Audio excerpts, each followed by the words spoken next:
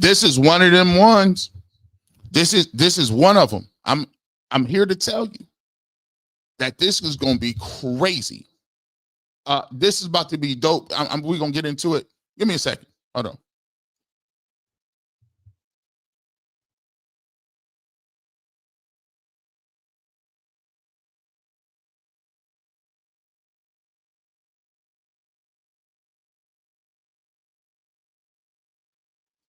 Here we go.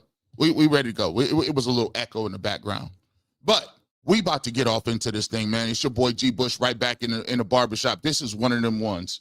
I've been waiting all week to get to this conversation. We got a lot of stuff to get to. This is the area where you're going to get a lot of receipts. If you have not received any receipts, this is a new episode. Cam Newton is out here talking that talk. He's saying exactly what I've been saying about this situation for weeks now. And this time it comes at the perfect opportunity to talk about it, because now the season is starting for people now. Season is starting for people. The season is ready to go. And the reason why this is about to be explosive is because for the majority of the time that we've been talking about this situation with the quarterback situation, a bunch of people, including media members and the fan base, been lying to themselves, acting like they was cool. I'm okay if Shedeur actually plays. I would love it if he was a starting quarterback. You done lied to yourself. You don't even believe that. So this is one. We gonna get to it, man. We gonna get to it. We got a bunch of members we gonna get to. We got a bunch of conversations. We got the Rex Ryan situation. We'll talk about Shedeur. We'll talk about Dillon Gabriel playing his first game. We'll talk about what to expect. We'll talk about why I believe that this is the beginning of the season starting right now. We will get to it on the electrifying, the most consistent, the most explosive, and the most devastating episode of the Barbershop right here on a Saturday morning. You already know what it is. Buckle up.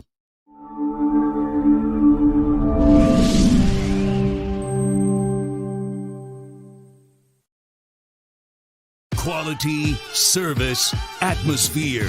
You're next in the chair. Feel at home in the Barbershop. G. Bush offers a fresh cut on sports. The Barbershop isn't just grooming for guys. It's culture, it's lifestyle, it's sports. And it's now the Barbershop is giving the sports scene a sheer shave and shine.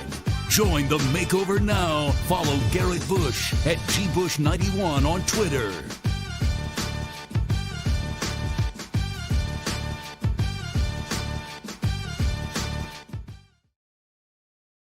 Welcome on into the Barbershop. Get your coffee ready to go. Get your favorite goblet. Get your favorite cup of coffee, whether it's tea, whatever you got, and get ready to be settled in for a great show as always right here on the Barbershop. It's your boy G Bush. You know what it is right here in the Barbershop. We got a lot to talk about. First and foremost, what I want to do is I want to say shout out to every single member for the Barbershop VIP member club, bro.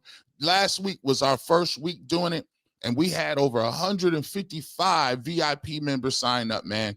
It is a blessing to have y'all out and about and really supporting the channel. We had 2 great episodes last week, and we'll go over some of the things that if you are interested in as well, you can hit the join button. It's right there. The link's usually always there, and you just hit the join button. You can pull up. But we had a great session the first week. Dillon Gabriel is playing this week. We broke down the Detroit Lions game film. All those members, they'll tell you it's enriching. We broke that game film down about an hour and a half. We went ins and outs, run game, all that good stuff. Members only, we did that. We had our members only Wednesday night tea session. Boy, we got into some things. I talked about the media, some behind the scenes stuff that be happening. And I want to make sure y'all informed. And then yesterday on Friday, we dropped another episode of my other show called Top 5, where we do a bunch of top 5 lists with my brothers. We did top 5 worst candies of all time in lieu of Halloween. But before we get to anything, we got to dig on down to this, man. If you didn't know, and everybody knows around the world, people been all around the world know what's going on. Shedeur Sanders is still continuing to make headlines. And it's getting to a point where now people is telling on themselves. This has less to do with Shedeur Sanders and what he's talking about or what he hasn't said, and it has more to do. It has more to do with specifically what's wrong with people and what's wrong with how people feel about certain things. So what we're going to do, if you've been under a rock, we're going to lead you through the whole situation, and then we're going to get to some comments Cam Newton made, because I thought these comments Cam Newton made was spot on, and he's talking that talk. And I'm going to show you in real time how this thing moves and how this thing works, right? Because I've always said in talking about this is nothing to do with whether it's wins, losses, whether you could play or not. This has all the ability and all the situation to do with ideology and what level of comfort you are with people. And so Cam Newton being a quarterback that he was, that got a lot of hate, never really got a lot of love that he deserved in being an MVP, having gone to a Super Bowl, right?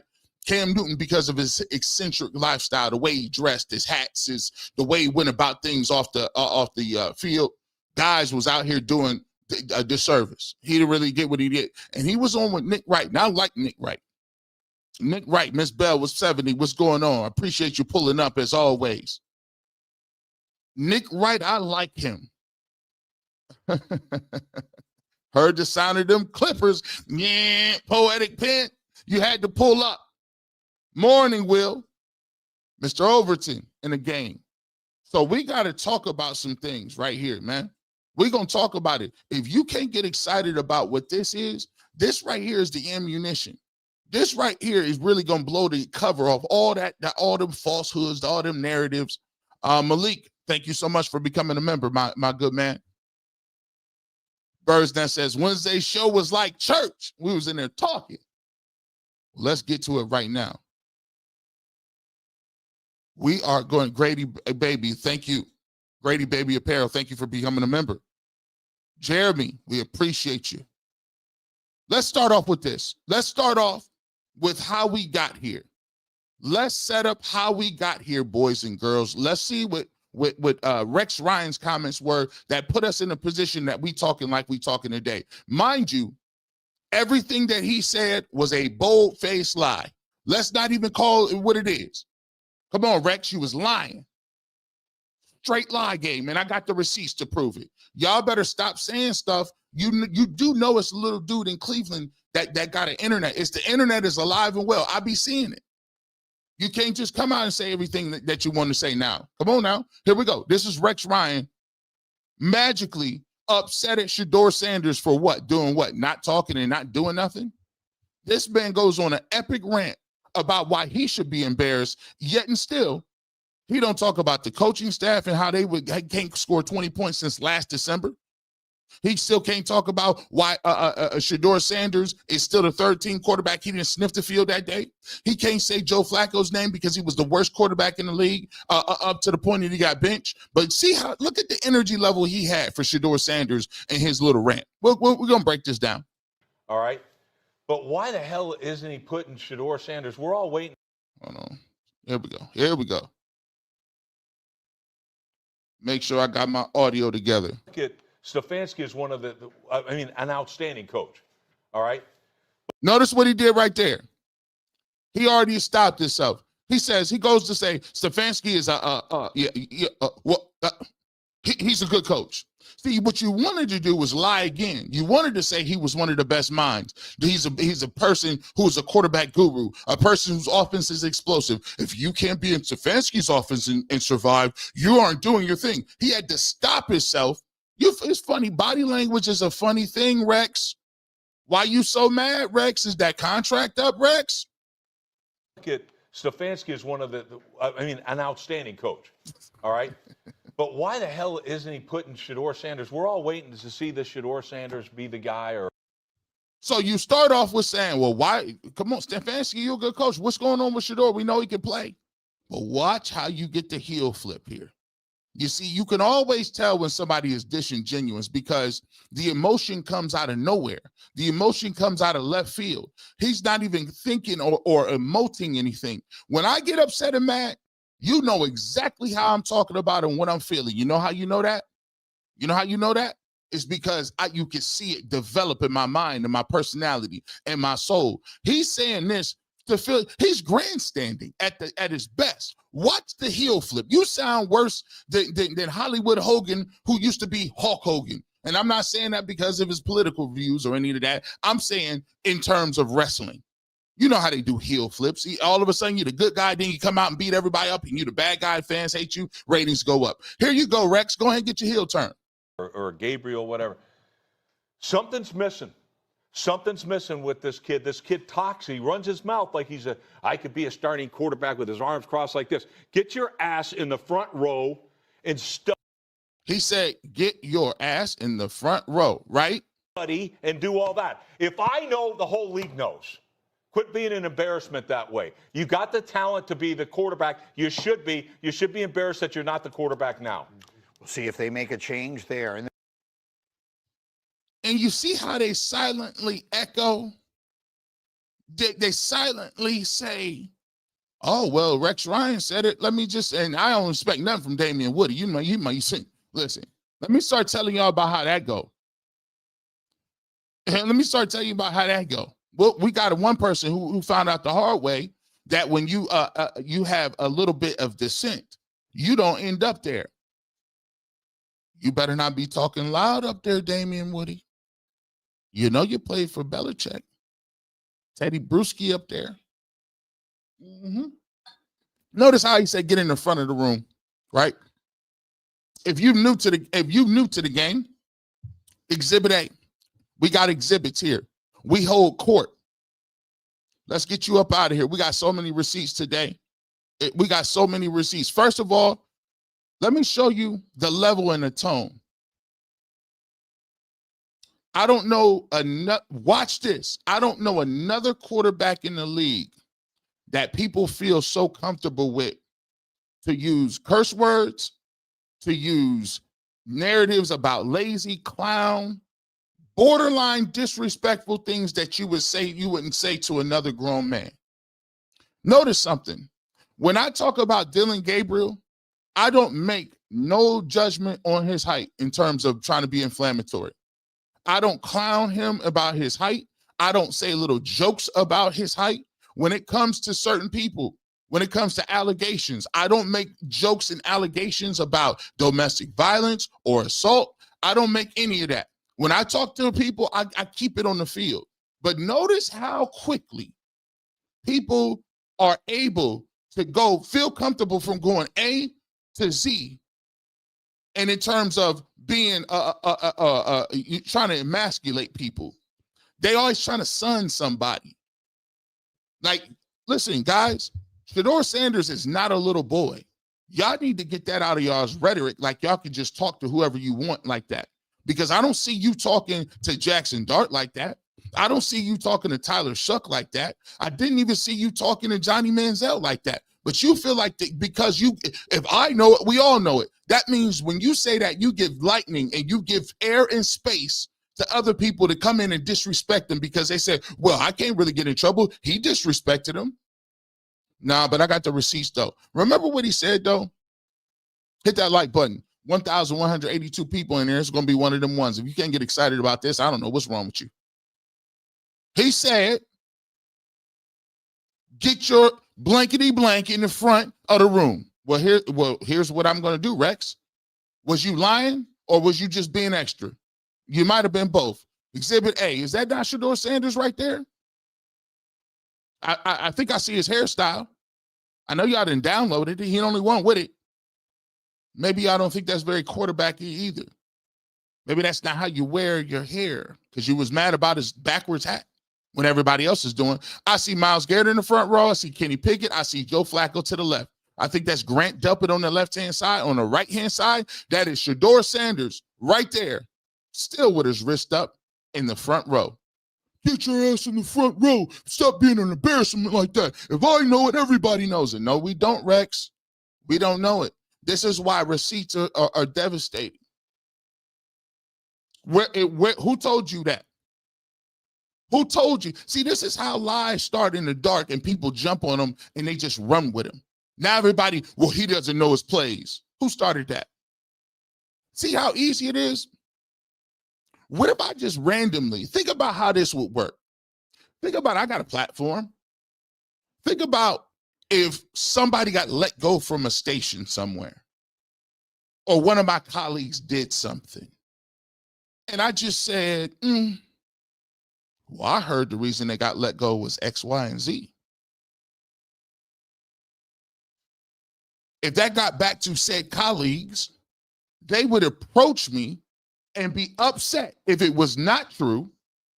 Even if it was true, they would say, why you all in my business? And on top of that, they would demand, who told you that? I always say this too. I got friends and I got brothers. I told somebody this. It'd be hard pressed for me to tell if I have a buddy and I saw his wife cheating or doing that, I wouldn't say nothing to him. People say, well, you're supposed to be a best friend. I said, nah, I didn't see too many people end up somewhere in jail or worse over telling people stuff that you got to stand on. 9 times out of 10, he know what it is, and he probably done seen all of the warning signs. But you want me to confirm it? You already knew it in your heart of hearts, bro. So I go tell you, it's your marriage. It's serious. You got mortgages and kids. You think she gonna let you divorce her? Straight up? She gonna say, who told you that? Maybe this, hey, listen, maybe this we cooking early. Maybe this ain't for everybody. I told you this is one of them ones. I might even have some other. It might be some friends, G. Bush friends. That's like, oh goodness, G. Bush. He on one. He 5-10 minutes into it.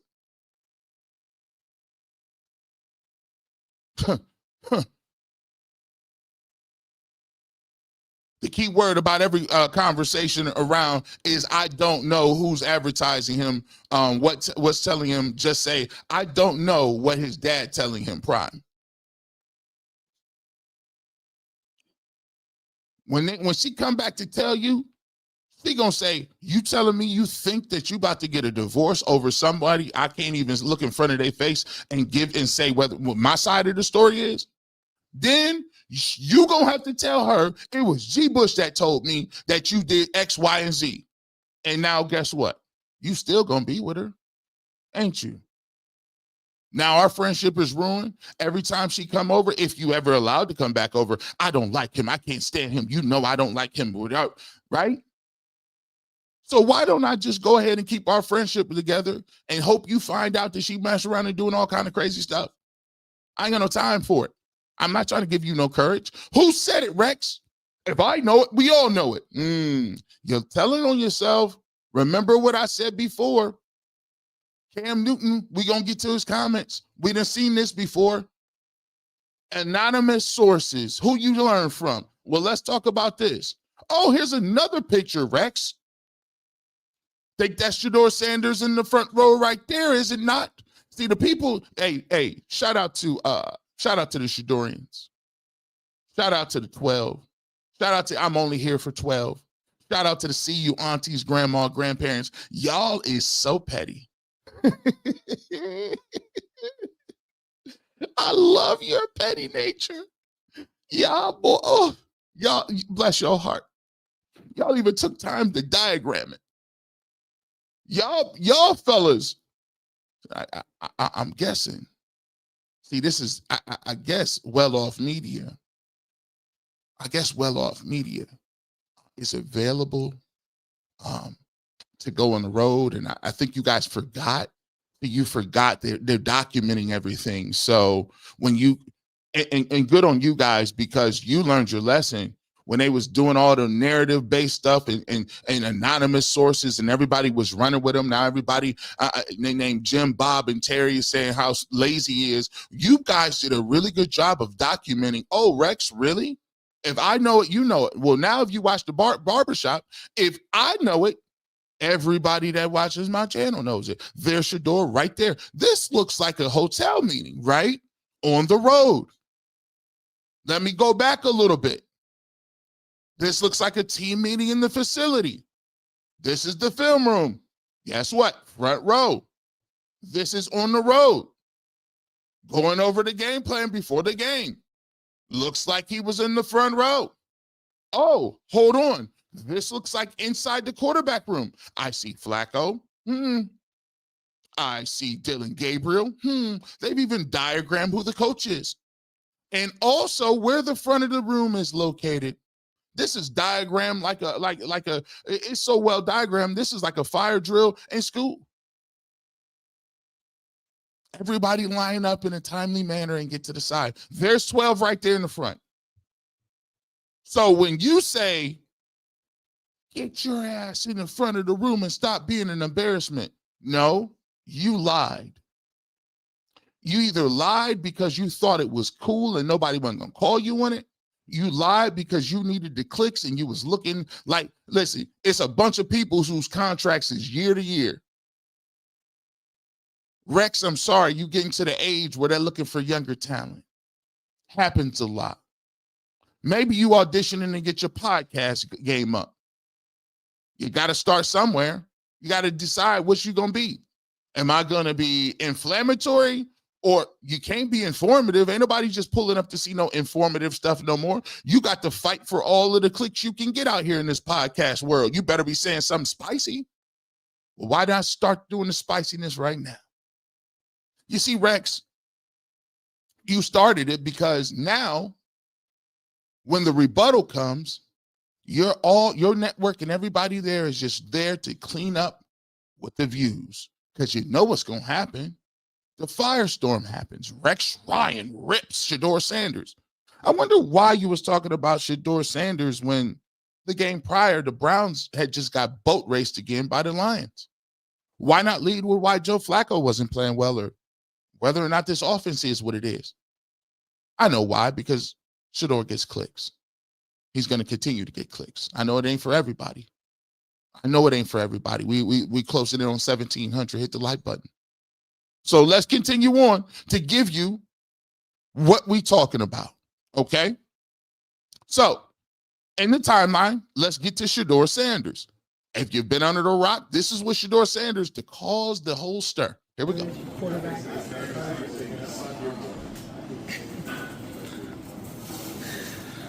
Vocally, anything to say? I guess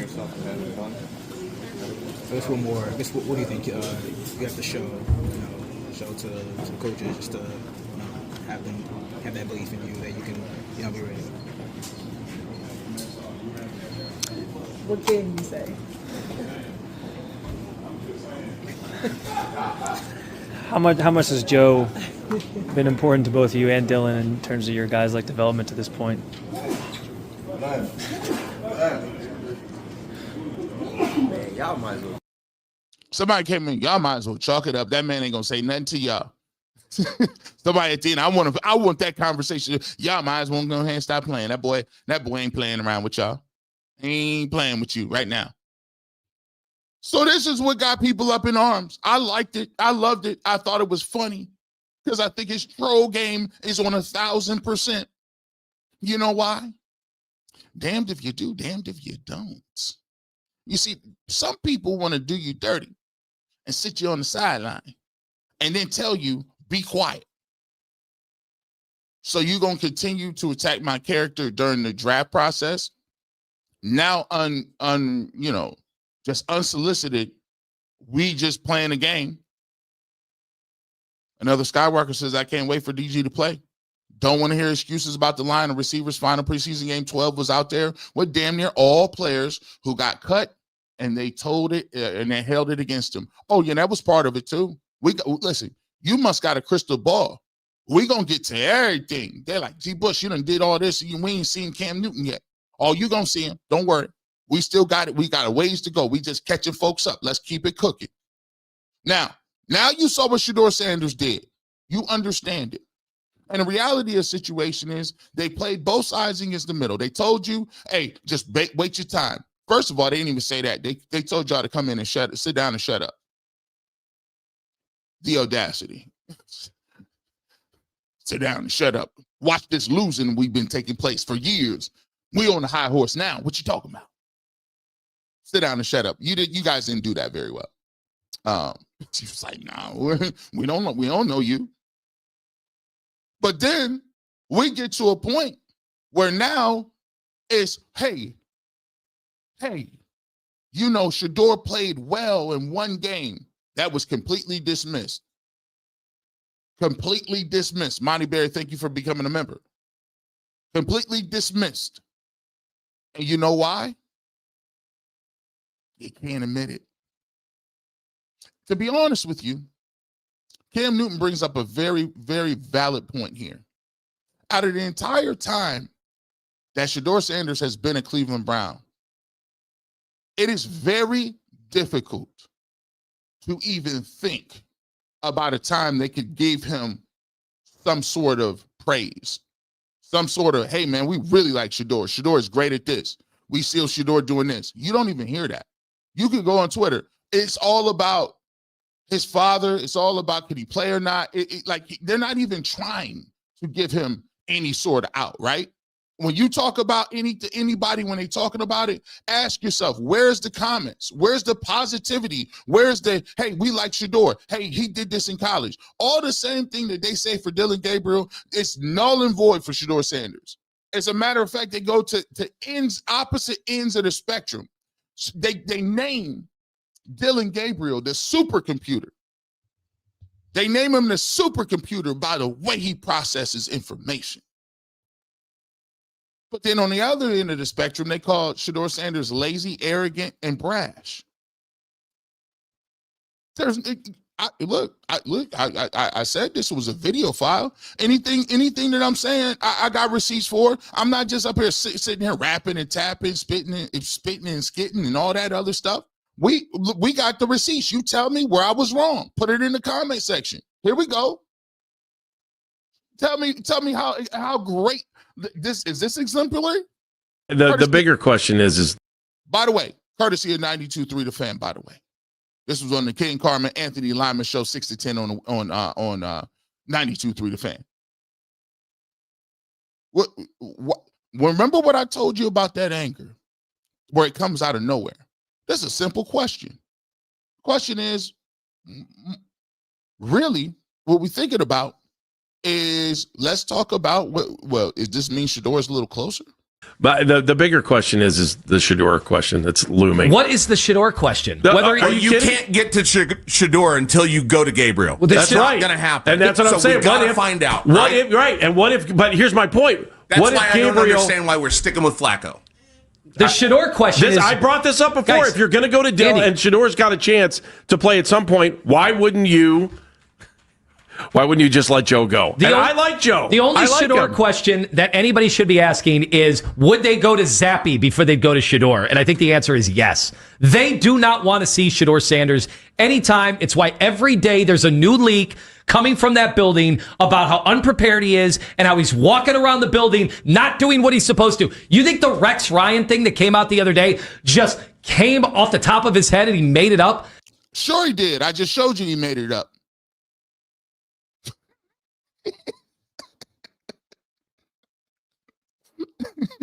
Yeah. Same way Todd McShay made it up earlier. Right? I just gave you I gave you that. But why you mad? Why you mad? No, that's what everybody has been hearing. Darryl Ryder sat in your seat yesterday, said the exact same thing. Shedeur Sanders, you guys can make it the focal point of the YouTube chat, and we appreciate all of you guys for tuning in real time. The numbers are off the charts. See how I told you. I told you. Listen, everything I've been saying, you see, it's always the shots to the Shedeurians. You see that that was slight too. You guys who want to control the YouTube chat, shout out to the chat. The numbers are glorious. See how they be playing? They gonna play in your face like that. Yeah, you fools. No matter what you think, you still gonna pull up and them numbers gonna look crazy. What? Tell me where G. Bush lied. But YouTube, the fact that you guys are investing so much time in a guy that was the fourth string quarterback before they traded away the guy they really wanted to be the starting quarterback should tell you all you need to know. Your dude fell for a reason. There is a reason that you guys thought he was top 5 and the rest of the league thought he didn't belong in the NFL. You guys were wrong. Hey, did you catch the sly smile? See, this is listen. Did you catch the sly smile? Watch Randy Baskin. Y'all good. Y'all lucky I got the decoder. Let me just slow freeze frame it. Here's how you know they don't believe it.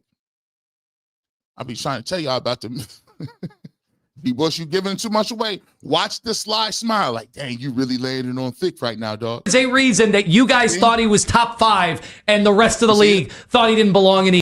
You see that?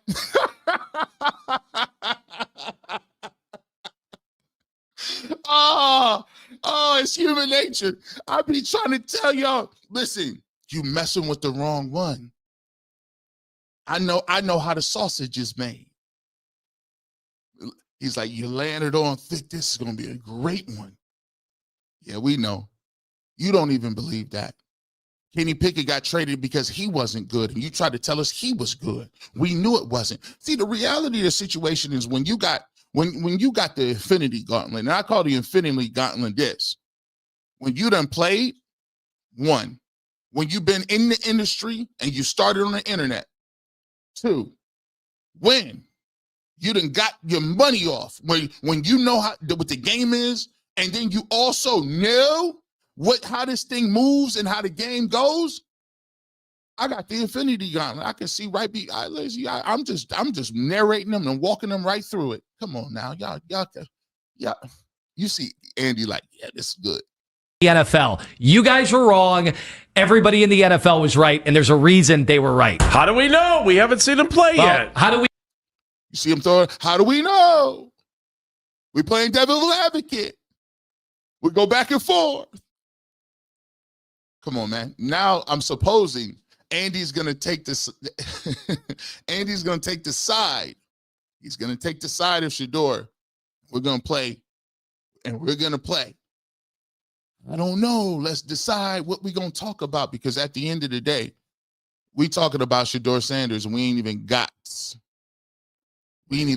to Dillon Gabriel, and Dillon Gabriel's the starter. Guys, we all know, Shedeur can play. Kenny Pickett couldn't play, because if it was, ask yourself this question, and y'all all asking me in all kind of chats, why don't they just let him release him and let him go if they don't think he play? You guys, don't worry about it. They think he can play. They know he can play. And where we're getting to right now is it's scary hours. You say, why is it scary hours?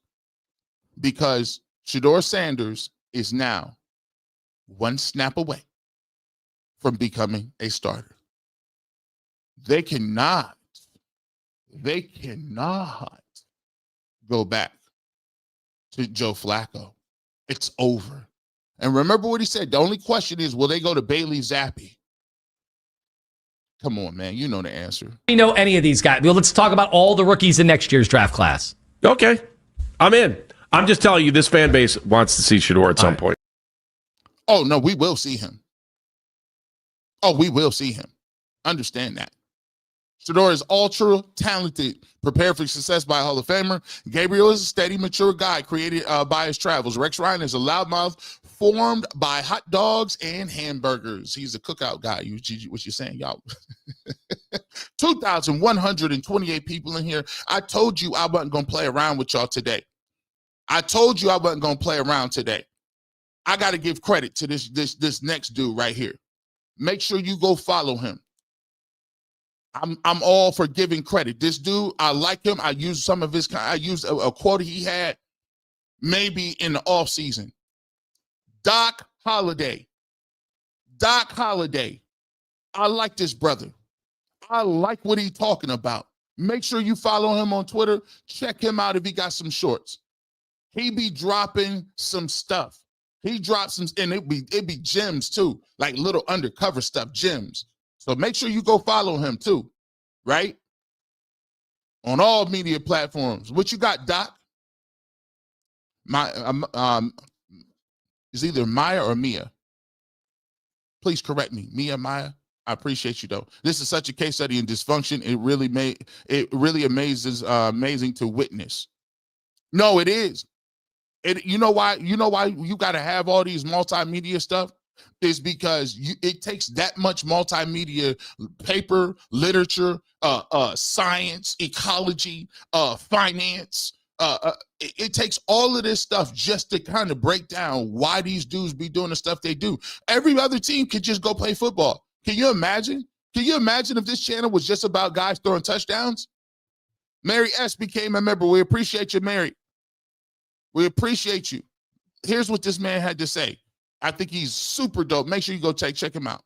All right, my guy Rodney Ruffin asked, my partner here in Memphis, whom I grew up playing football against, from junior high school, Havenview, Lanier, to high school, Whitehaven, Fairleigh, to college, Arkansas State versus Memphis.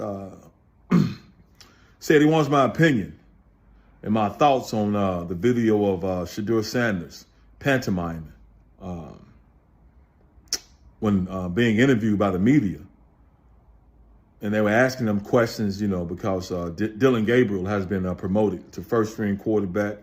Joe Flacco has been benched, but he's the second-string quarterback, and Shedeur Sanders is still third-string quarterback. So when they went to ask him, Shedeur Sanders was answering the questions by not answering the questions. He was basically he was mouthing his answers and nothing was coming out. And I've heard a lot of people say he's, that's unprofessional and whatever and whatnot, and he's showing that he's not fit to lead a team. But my thing is this. Even Adam Schefter said he looked like a clown. He looked like a clown and is unprofessional. Let me pause you right there. Adam Schefter, when did you get out of pocket?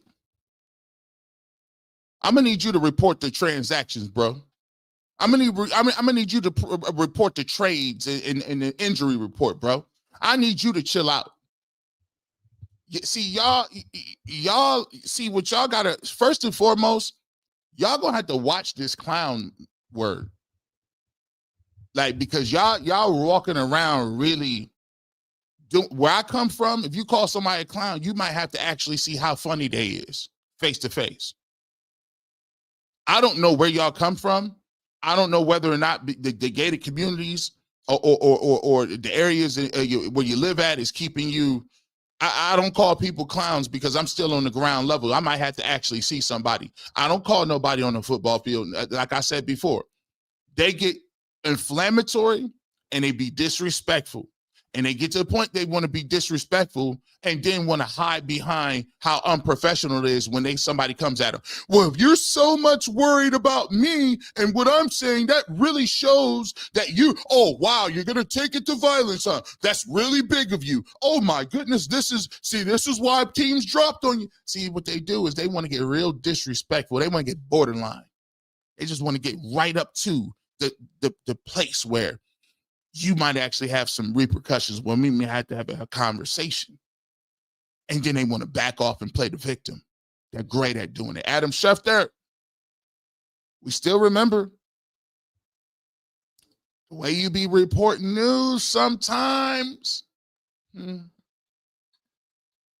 I don't see you talking that clown stuff with Brett Favre. I need you to play your role, partner. You're supposed to be on TV to talk about league news, league meetings, rule changes, inactives for the week, maybe a fantasy football line. When did you get so comfortable you start calling people clowns? Let's go ahead. Go ahead, Doc. Keep cooking, Doc. My thing is what I've always said. Shedeur Sanders, be yourself, man. Because regardless of what Shedeur Sanders does, people don't like him. They're always going to find something negative in what he says or does or what he don't say or what he don't do.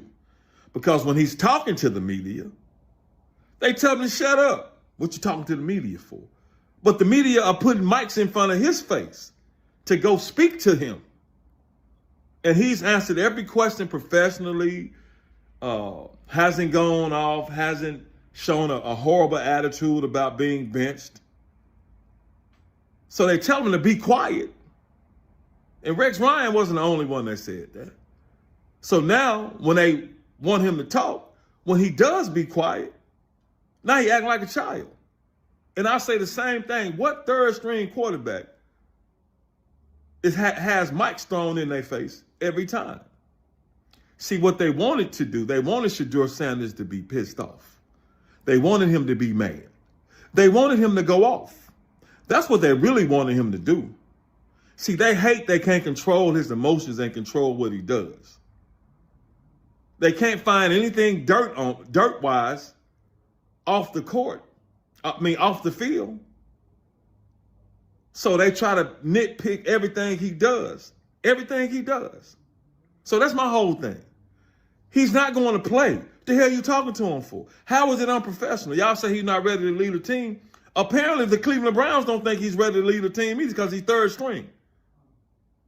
So what y'all talking to him for? He's third string. That stimulus package is different. Thanks for the chat. Guys, we love the comments. They ain't stupid. Listen, you got to understand. Let me show you how this game works. Right now, when the last time somebody really turned on ESPN for their news? When the last time you just had to get up at 6 o'clock in the morning and watch SportsCenter? When the last time you was just watching people debate back and forth on First Take? The numbers is looking putrid, nasty work. And a reason that Pat McAfee is Pat McAfee now is because he's using this exact same format. Same format. Now you're going to have to say something. Now it's the equivalent. It's the equivalent of what happened back in the day, and I hated to see it. It's when MC Hammer was on top of the world. He was doing Can't Touch This. He had Pepsi. He was moving.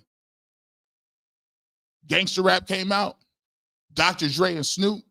The Chronic came out. Doggy Style came out. It was over. It was done. It was finished. Anything with any sort of dancing, a melody, infectious hook, fun, that was gone. That was out of here. They was like overnight, boom. That's how quickly the game changed. See, sometimes some things can happen in the industry and the game is just different from there. We're not trying to hear what y'all talking about up there. You think, like, come on, bro. That format is garbage. If people say, that's where you're going to make it, G. Bush. You're gonna be on that television one day. I said, bro, I'm not trying to be up there with them. What you talking about? They do too much. I ain't trying to have no scripted arguments. Conversations about stuff people don't believe in. Rex Ryan had to. Dwayne Whitaker, appreciate you.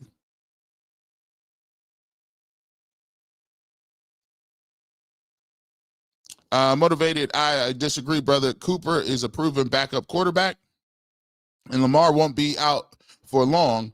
Rush will be starting no matter what. I think they talking about we not trading Shedeur to the Baltimore Ravens. We not doing that. I hope y'all not saying that. Say no. Let's finish. They wanted him to be mad. They wanted Shedeur to go off. They really wanted to give him to give them more fuel to their fire. I'm telling you, it's called selective journalistic prosecution. Screaming A. Smith is great at it. So everybody else is picking up on it. They're selectively journalistically prosecuting Shedeur Sanders. Why the hell I ain't heard from Dylan Gabriel? Why isn't Dylan Gabriel's interviews all over social media? Because it's Shedeur. They went to him and they wanted him to be mad. Yep. They wanted him to be pissed off. Yep. But since he didn't do what they want him to do, now he's unprofessional. Yep. Now he's a clown. But when he was doing what y'all expected him to do, say what? When he shut up and studied. Don't nobody want to hear from him. Quit putting the mics in his face then. Say it again. So that's how I feel about that, Rodney Ruffin, my guy. I appreciate you, man. You know I rocks with you, even though you a Kappa and I'm accused, but you're still my brother. I love you, man. All praises to the Most High. Hey, listen, Doc, make sure you go check him out. There we go. I got the receipts from every corner of the internet. Don't think you can. My flow is unnatural. My flow is crazy. You never know what pocket I'm gonna get into. You like, this dude G Bush got cats from the internet. What's going on? This dude he in his bag right now. The bag work is crazy. You got to get this one. If you ain't at home, if you're not at this is. You just understand what we're talking about today. Now let's get to what we're getting to. Let's get to what we're getting to. But before we do that, we gotta mention this. Hey, you want to become a member? Listen, if you ain't excited by now, we dropping gems. Become a Barbershop member today. Become a Barbershop member today. Film reviews. We do a film review, live film review every single Tuesday. So coming up this week, we got the Vikings versus the Browns. You want to see how Dylan Gabriel's doing? You want to figure out is he balling or not, or is the media giving you a narrative? Watch the coaches film, the actual coaches film. You can get the film that I watch every single day, and we break that thing down. Members only live. We had the tea on Wednesday, 7 p.m. Wednesdays. So you got time to go home, eat some breakfast, eat some dinner, get the kids ready, and you can pull right on up 7 o'clock on Tuesday, 7 o'clock on Wednesday. As you can see, we got our commentary right now in the comments section. You're going to get comment priority. We make sure we shout you out in our tweets, right? Make sure you guys continue to send me all your information, because we're going to compile a list, and we're going to have it running in the beginning and running it in for all of our members. We want to continue to update that, so make sure you continue to do that. You get merch discount for the top tier, 20% off on Barbershop gear, and you get a birthday gift every single year that you are with us for your birthday, so we appreciate you. As a matter of fact, what I want to do right now is I want to show you a little bit of our breakdown in terms of what we do on Wednesday nights over here at the Barbershop, and it's going to give you an opportunity to kind of see what we do, break down, how we break down. Let me share my screen. And here we go. They're only going to bring 4 on this play. They're only bringing 4 on this play. So we want to see Joe. Joe should have some time, and he has some things to look at. Right now at the top of the screen, you're going to have 101. Right here, if you stop it, Dylan Sampson has a 1-on-1. David Njoku is in the slot with a 1-on-1 right here at the top of your screen. All the way to the bottom of the screen, you have Cedric Tillman. So you have those individuals ready to go as well right there. So you should be looking for one-on-one matchups where you can get something, whether it's a stop and go, whether it's something of a fade route, whether you want to win on a slot fade. But the problem with Joe is here, as we'll see, I believe this is the interception that he threw as we run it. You get it. Everything's blocked up correctly. Nice pocket. Things are blocked up. It looks like he has something coming over here in the middle. This guy right here in the middle of the field, Jerry Jeudy, is going to be coming open in a minute. There you go. So if you pause it right there, it is 3rd and 8, 3rd and 9, right? So Detroit is in a pretty good position here, because even if he throws the ball to Jerry Jeudy over the middle of the field, you're going to have some individuals that are there to rally to make that play. As a defender, you just want to make them throw it short of the sticks and make the tackle, right? You look at the top of the – yeah.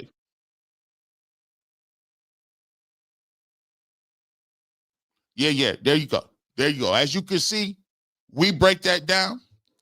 And we got that every single Tuesday night. So Dylan Gabriel's playing. You might want to get in here, because they are going to tell you. You remember how we had to make them get the tracker out, right? You remember we had to say, under no circumstances, we had to make them get the tracker. Now, we ain't even got to do the tracker. You got the film work. We break it down every single Tuesday. So become a member and join the crowd. Let's get to Cam Newton. We've been here a long time. We've set it up perfectly. 2,423 people here. Continue to hit that like button. Cam Newton breaks this down. He's on with Nick Wright. And I like Nick Wright. Watch how Cam Newton masterfully calls out exactly what we've been saying and over here in the Barbershop about what the true reason is why people is moving this way, why you're talking to Shedeur all the time. What's the reason why people just don't want this man to see that he won't even get a shot to play? Let's talk about it. Here we go. Courtesy of Cam Newton, let's go. Here we go. Like, I actually think that this is going to work out in a way where Shedeur gets a real shot at it. I just think he's going to be the third man up at it. And the only way he won't get the real shot at it is if Gabriel balls out, which I think is going to be very, very hard to do. You know what my issue is? And this is what I have observed. Observed,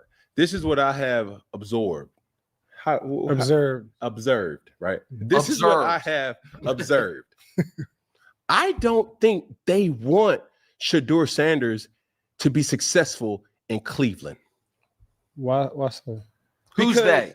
And UCLA. Because if you were to say, I want Cleveland to have a person or a figure to have every chance to be successful, Shedeur has been the opposite of that. All the points that you've made, Nick, has been undeniable and has been true. What also has been true is this. When you give Shedeur an opportunity to play with viable options around him, what does he do? Sure. He performs.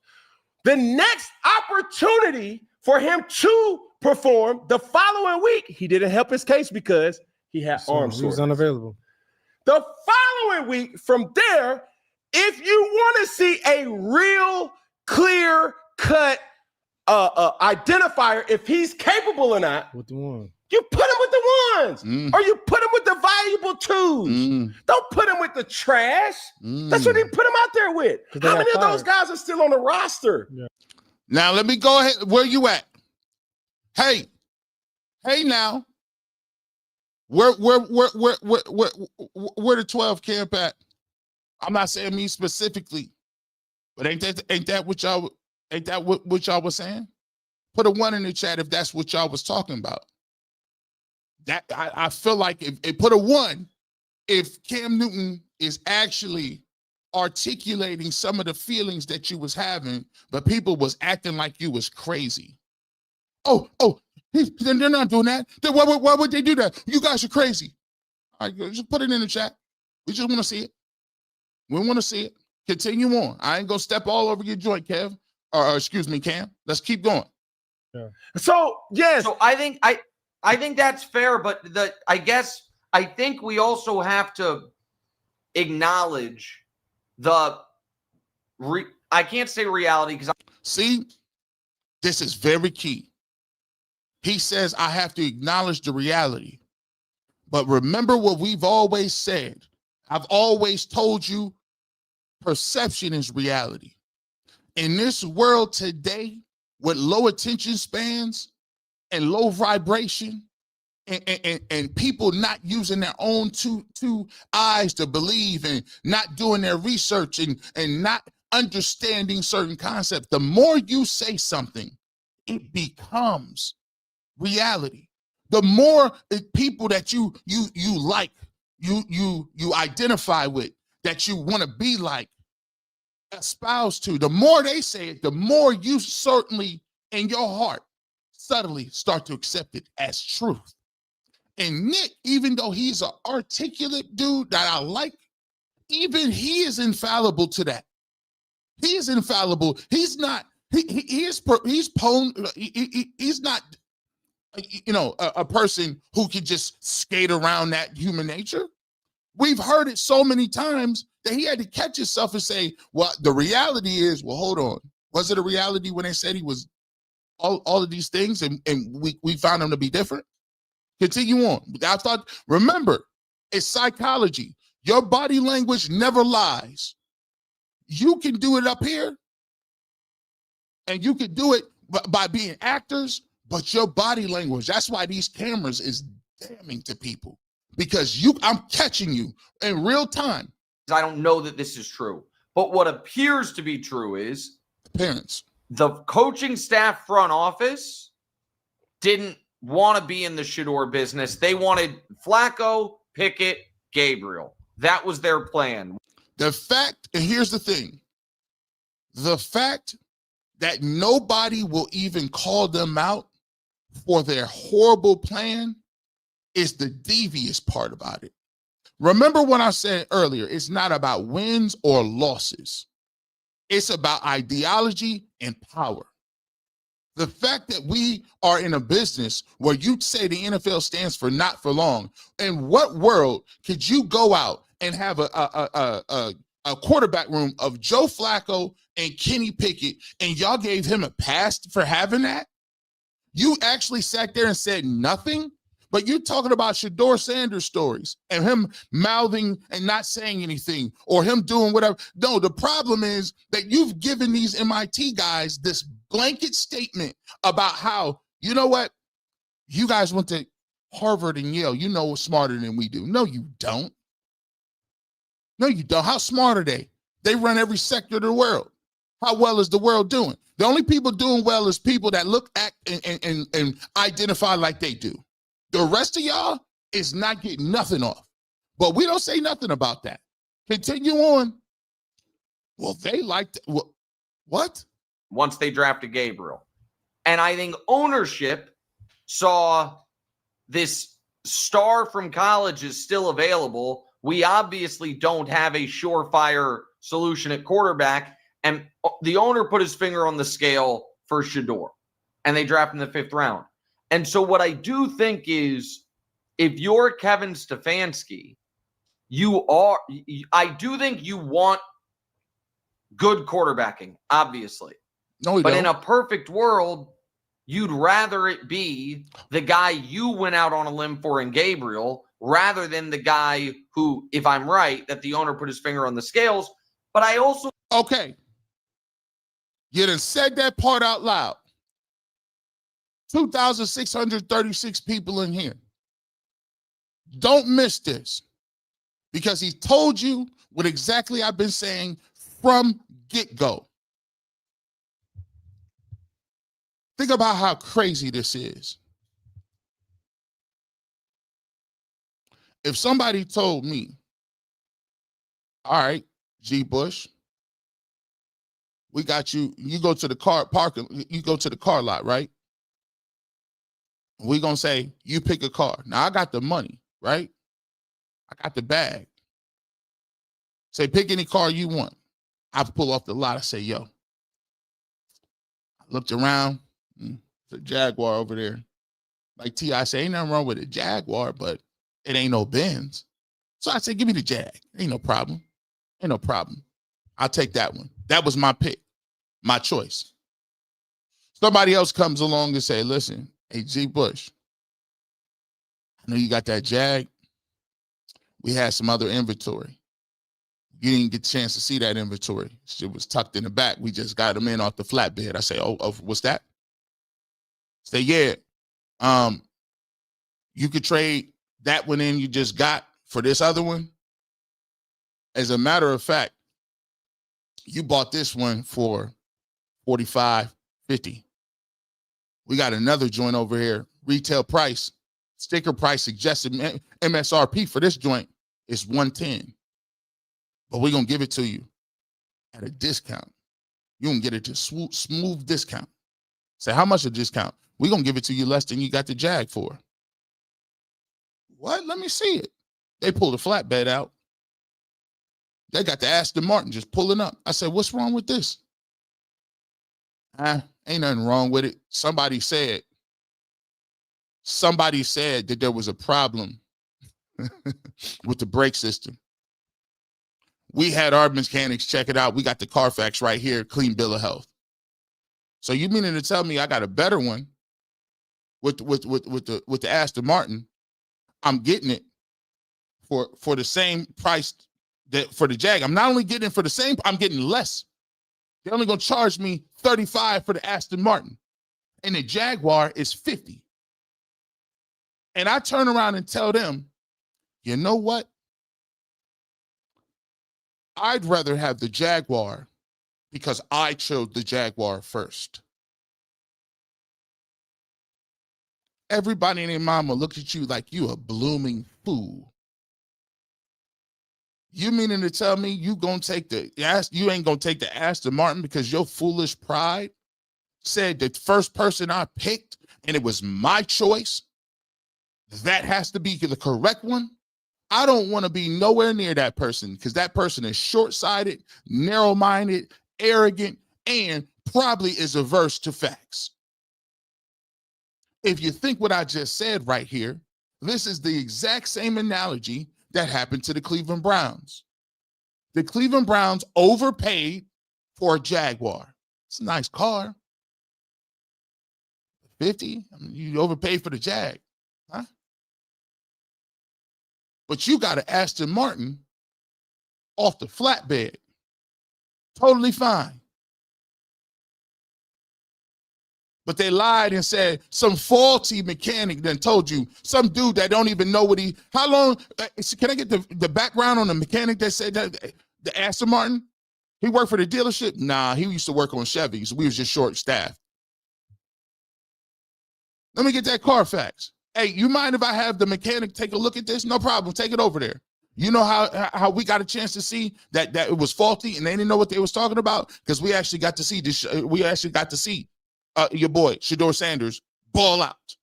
We saw it in practice. Brake line looked good. We saw it in the game with no reps, with no first teamers.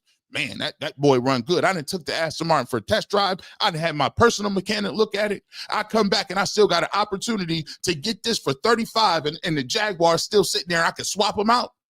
Any person that's sane and got their faculties about it would be like, give me the Aston Martin. Sorry, Jaguar. We got to make some things. That is the equivalent of what they doing just to say, I'm going to roll with my decision. Irrefutable. This is why you can't mess with me on these sticks.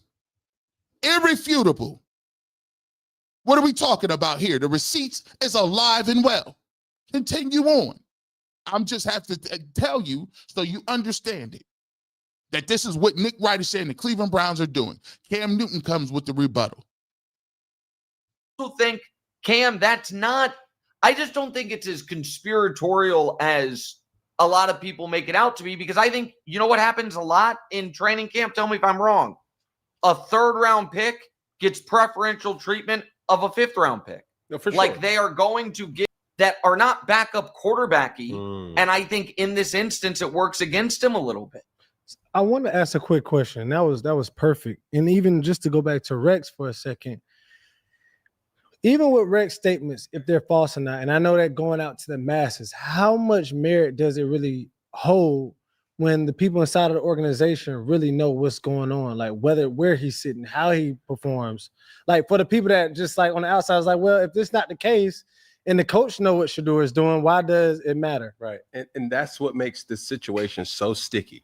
Because we're talking about a third-string quarterback here. We're talking about a fifth-round pick. Yeah. I think the only reason, Nicholas Valdez, whether you want to agree with me or not, this is my conspiracy theory about the Cleveland Browns. Shedeur Sanders is extremely talented and well and capable of being a player in the NFL. That is facts. Mm-hmm. Sure. But I do not think a lot of teams are willing to risk what's mounting in circus-like attention that he brings naturally. So therefore, the Cleveland Browns were stuck with this idea. If we cut Shedeur, that will be bad for business. It wouldn't be relevant at all. Bad for business. Business being he's good for business on our roster. If we cut him, he's going to be picked up by somebody. When have we ever had a person on our roster to move the needle? We have the most dynamic defensive player in the game today, and he is a person that is extremely meek. He's a person that does not scream to the top of his lungs. I don't even know what his sack celebration is. No. He goes to work, he shows up, he just sacks quarterbacks, wreak havoc, and get on out the way. Yeah. That's who Myles Garrett is. Yeah. Correct. The Cleveland Browns have never had a player in modern day that pushes the needle like Shedeur Sanders. And I'm saying this with the additions of them saying, hey, what about Baker Mayfield? Baker Mayfield didn't push the needle like Shedeur Sanders. What about Johnny Manziel? Johnny, possibly. I would say John. But Johnny Manziel's distractions off the field, which always had people questioning, like, yo, do you want to be a football player or a party? Rock star. A party guy, rock star. Yeah. You know what I'm saying? Yeah. So with these things, Shedeur Sanders has never given nobody no real ammunition. Okay, he answers the question with his arms folded. What is he supposed to be like? What do you want him in, a three-piece suit? Oh, well, that. There you go. There we go. We got to it. Now, as we continue on the let's bring it home part, because I know we got a bunch of super chat. We have a bunch of stuff we're gonna need to get to, right? The part that I always say, and I throw to is Gabriel starting. Where's the buzz? Why would you be talking to Shedeur Sanders and Dillon Gabriel starting, right? And before we even get to this, here's the thing that I understand about Dillon Gabriel, and I've always said it. Said it on UCSS. I've said it on everything. Reality of the situation is this. Dillon Gabriel is playing. Do I think that Dillon Gabriel is a franchise quarterback? No. But am I sitting here hating on Dillon Gabriel? You can never accuse me of hating on Dillon Gabriel. He's starting. I'm going to see what he can do. If Dillon Gabriel comes out here and balls out, I got to say he balled out. You could do two things at once.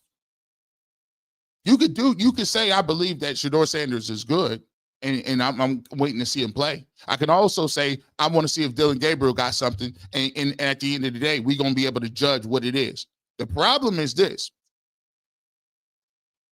The reason they're still talking about it is because he's one step closer to playing.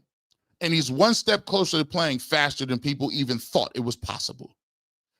See, the plan was they was going to get Kenny Pickett, put him in here, and he was going to be the next dude. It was going to be either him, then Flacco, then Gabriel. That's it.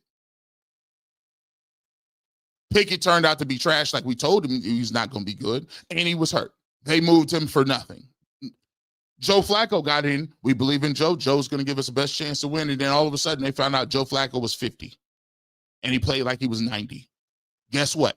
Out of the end of the game. End of the spectrum. Out of here. So now, we get to a point where, now guess what? Dillon is up. Dillon Gabriel is now up. Now he has to stand on business. Now he got to produce. Now Kevin Stefanski, people are going to be watching to see what these games look like. Kevin Stefanski is going to be needing to do something to see what these games is talking about. Right? They're going to need to. So let's get to this.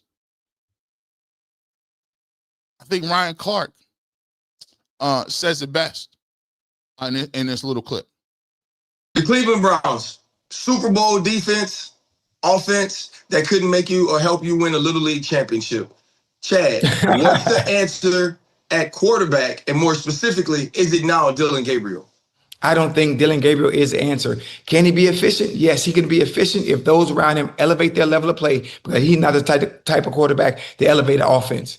And I mean that in no disrespectful way. That's just the kind of player he is. Coach, is the answer to quarterback in the building for the Cleveland Browns? I don't think so. I think Dillon adds one thing, and it's the same thing Jackson Dart added for the Giants, mobility. Here's a run again by Dart. 1st and 10. He'll take it in. His first career touchdown. Dillon Gabriel does a great job escaping the pocket. I don't think young quarterbacks are going to be able to stand in the pocket and read the defenses and handle the blitzes that you're going to see to win. They got players around them. They got to run the football, that's for sure, and everybody knows that. So they're going to stack the box, make him beat you throwing the football. But now that gives him a shot, if he can break out of there, to make some plays with his legs like Jackson Dart did last week. You can't hide him. There's only so much you can do to manipulate the offense. At some point, he's going to have to throw the ball. He's going to get exposed at some point, and we're going to see, because it's not the preseason, it's not the same vanilla defenses that you're used to seeing. It's a different ball game. It's a different level of intensity. Ain't gonna be no more of these dudes that they're sending home at the end of the preseason. To me, the Dylan Gabriel move would be a move that gets you one step closer to Shedeur Sanders. And I think if you're Andrew Berry, the general manager, if you're Kevin Stefanski, the head coach, you want to see if your quarterback of the future is in this building. I don't know if Dylan Gabriel's the answer, but I do know this. It never should have started with Joe Flacco. You're making people nervous around here. You're making people nervous. Courtesy Inside the NFL on X. You're making people nervous. See, when you make people nervous, you're starting to you're way too close to playing. Now, the question people want to say is, you're walking around. People is trying to say to you, G. Bush, you trying to say, you know what I'm saying? Like, Shedeur, he just not ready. They hope he's not ready. Reality of the situation, Cats is really starting to realize that you one play away. And like we all say, you're going to have an opportunity to prove yourself in this life. You got an opportunity to stand on business in this life. You got an opportunity to show what you can do. The plan was not to have him show what he could do and to run the shot clock out. That looks like that's not going to happen anymore. Now, you're going to have to stand on business. Now, let me put this up. We got to talk about this because this is wild work. This is wild work. And when you watch how people in real life play and move you and put you in your place. When I seen this, I said, say it ain't so. Say it ain't so. I didn't even think this was truthful until I saw it. Now, Emanuel Acho was on with Shady McCoy. And he proved my point in a way that I couldn't even articulate. You just had to be there to see it. It's a thing about stepping out of your place, right? We all understand where your place is and what happens with the NFL. And when you step out of place, they get you together real quick. Now, imagine this article comes out, Exhibit D+. Imagine this article comes out. So Emanuel Acho was on FS1, and this article came out, I believe, in July about his show being canceled, right? Now, his show was canceled, and I thought it was ironic that these comments followed his show being canceled. Now, at the end of the day, nobody's show wants to be canceled. I do no victory laps in anybody's show being canceled. And you know what? I understand how it is to be wanting to do something and not given the opportunity to do it. I lived that. I walked in those shoes. So I wouldn't wish that on anybody. But this was very interesting. It says the faculty struggled to attract viewers, and its low ratings ultimately led to its cancellation, ending a short-lived experiment in athlete-driven sports talk. Now think about it. See the way they bring the narrative. Athlete-driven sports talk. That is a very choice word because it denotes that there's a difference between sports talk and athletes-driven sports talk. They put the delineation there. And as an athlete, you are expected to toe certain lines. You are expected not to go to certain places. You are expected to adhere to this traditional media hierarchy that has always been present and which you were probably not a part of. Notice that. So they said, but the faculty struggled to attract viewers, and its low ratings ultimately led to its cancellation, ending a short-lived experiment in athlete-driven sports talk. Acho didn't sugarcoat the situation. In his response to the news, he expressed uncertainty about his future via X with a brutally honest take. In sports, in sports, when you're not good enough, you get cut. In TV, when you're not good enough, you get canceled. I'm not going to try to come at y'all with some big announcements coming soon. Stay tuned, because I don't actually know what's coming. But what I do know is I trust God, okay? You always should trust in God. That's part of, we preach that over here. All right. He said, while FS1 has not commented publicly on Acho's exit, Martin reports that the network expressed to develop new programming to replace the canceled shows. Acho's exit also coincides with a personal controversy at Fox. A workplace misconduct lawsuit filed earlier this year alleged that he and Charlie Dixon, a former programming executive, had an inappropriate relationship with Joy Taylor, who was his co-host. While the lawsuit did not directly implicate Acho and misconduct, the allegations added to the turbulence surrounding FS1's daytime lineup. Now, that was simple news. I just read it like I see it. Now we go back and juxtapose that conversation with his uncertainty to, okay, October, and now we have his conversation on Shedeur Sanders. This, to me, I had to check back 3 times see if he said this. And these are his words, not my own. Your talent does not match your distraction, then they will not make room for you. If he wasn't a black quarterback that came in with that swagger to act like he didn't need the NFL, his dad is who his dad was, this won't be no conversation. NFL played a part. Shedeur played a part. Everybody acknowledge both parts that were played. No. See, the first thing you know when somebody doing too much is when you hit me with the both sidesism. It wasn't no both sidesism. What did Shedeur Sanders do? What go help poor people?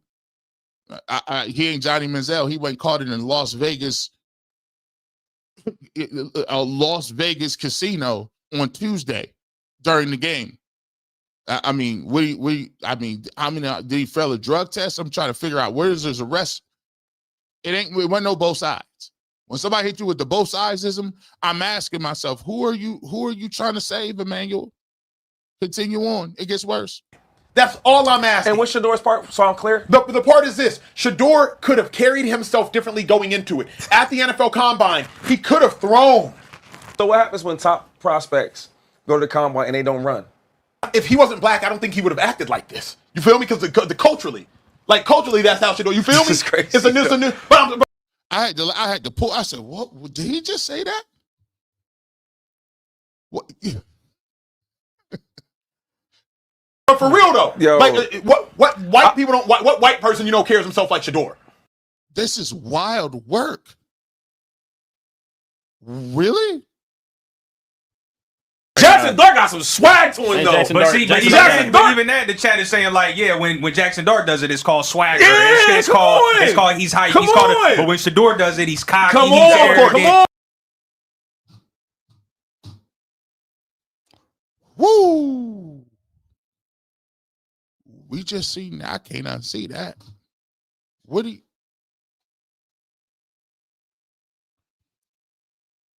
Yeah, sometimes things be going down and you just need to get back in them good graces.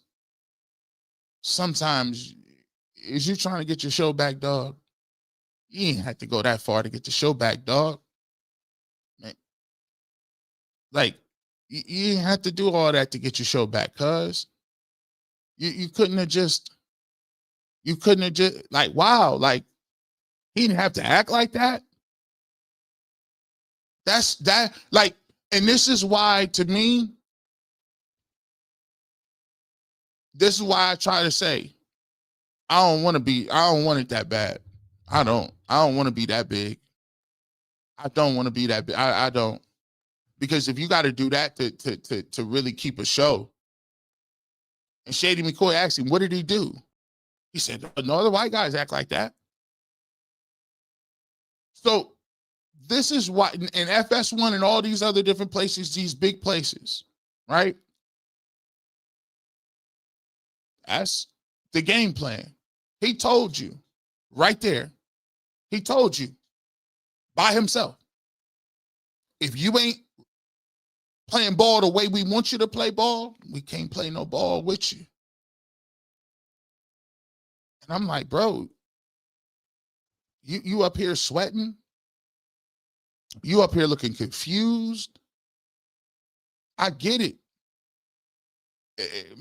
Start your little podcast on your own. I'm sure you got a couple little followers. You got to have some Instagram followers somewhere. You got to have some Twitter followers. Man, just start your little podcast, bro. But you ain't got to go that route. You went all the way there. They put that pressure on you, dog. They put that pressure on you. Dang, bro. That hurt my heart. That hurt my heart right there, bro. I only played it once. I only played it once because I don't even want to keep going back and reiterating that. You know, everything that you fight for in life, everything you fight for as a person, to be recognized as a person, to be recognized on your merits, we say in this country it's a melting pot. We say in our country, your merits should put you where you are. Every single day, we get our children dressed, we put them on the bus, we give them a kiss and a hug, and tell them, go out there and be who you are, unapologetically, and believe that you can do all things through Christ who strengthens you. You believe in all of it. But can you imagine the second you have a little adversity, instead of telling them, hey, you stand strong, you stand on who you is, never forget who you is, we tell them that you didn't have to act like that. It was your fault too for being you. And so as we end this conversation and we get to your super chats, this is a conversation that is bigger than Shedeur Sanders. It's a representation of what everything means in life. Either some things matter or nothing does. We're in an era right now where people tell you didn't see what you saw, bad is good, good is bad, and you know what? You could do anything as long as they keep paying you.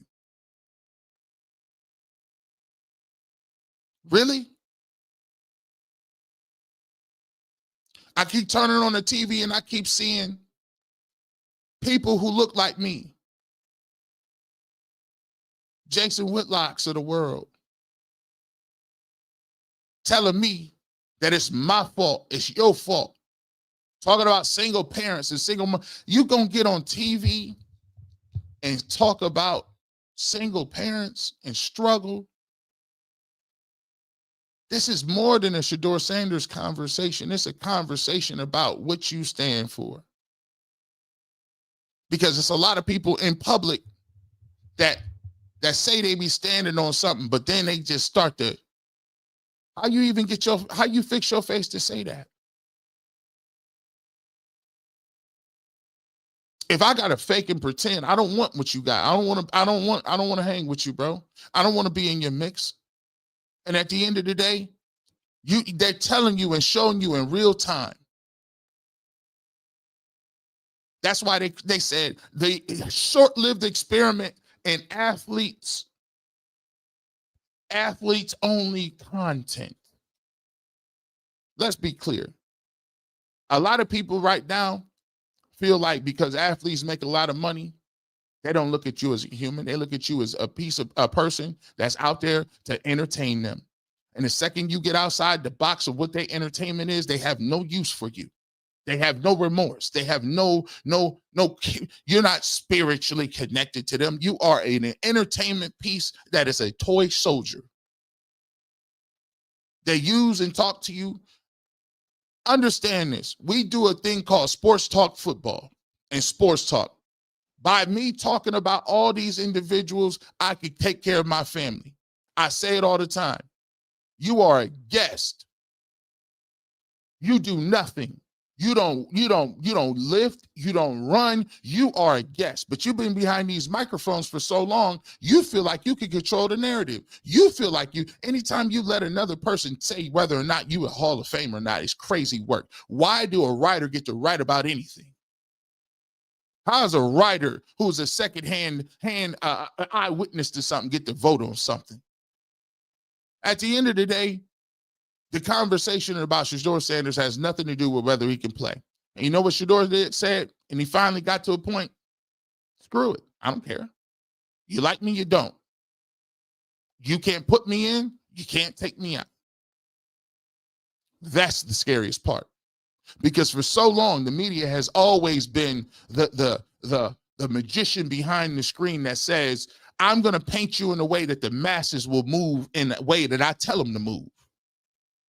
But what happens when you got people who no longer listen to the magician, who no longer dance the way you want them to dance, who think, who breathe, who consume content that tells the truth?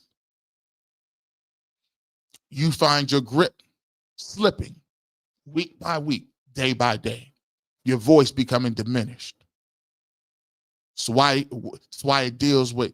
we keep dealing with people that got to get louder and louder and more disrespectful.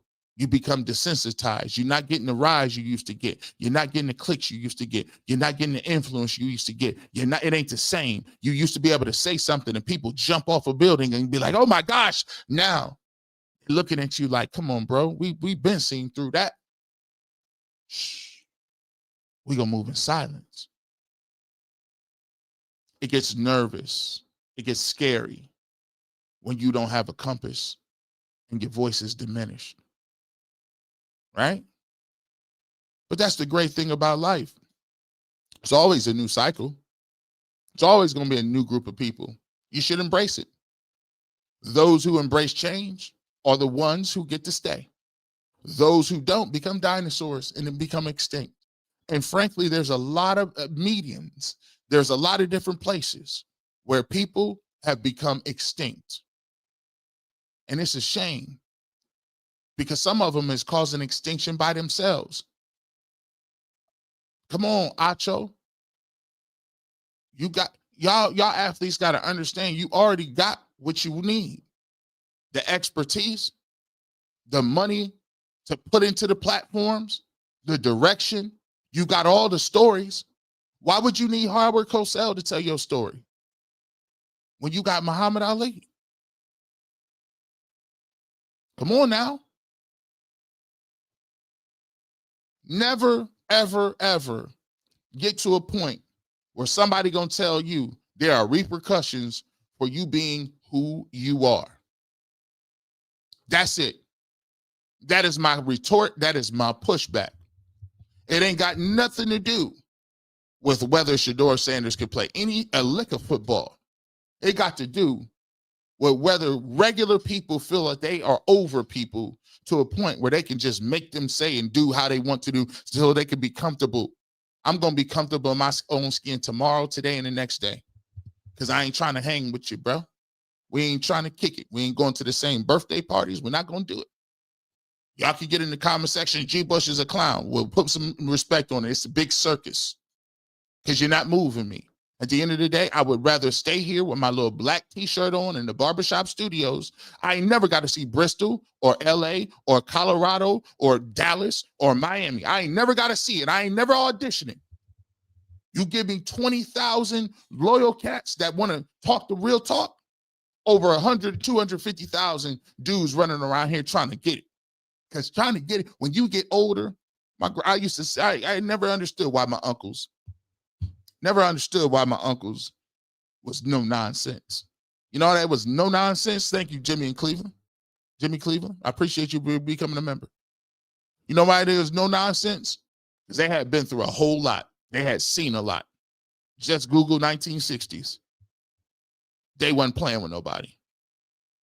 It got to a point, they worked their jobs, they ate their lunch, they came home, and they was not playing with you.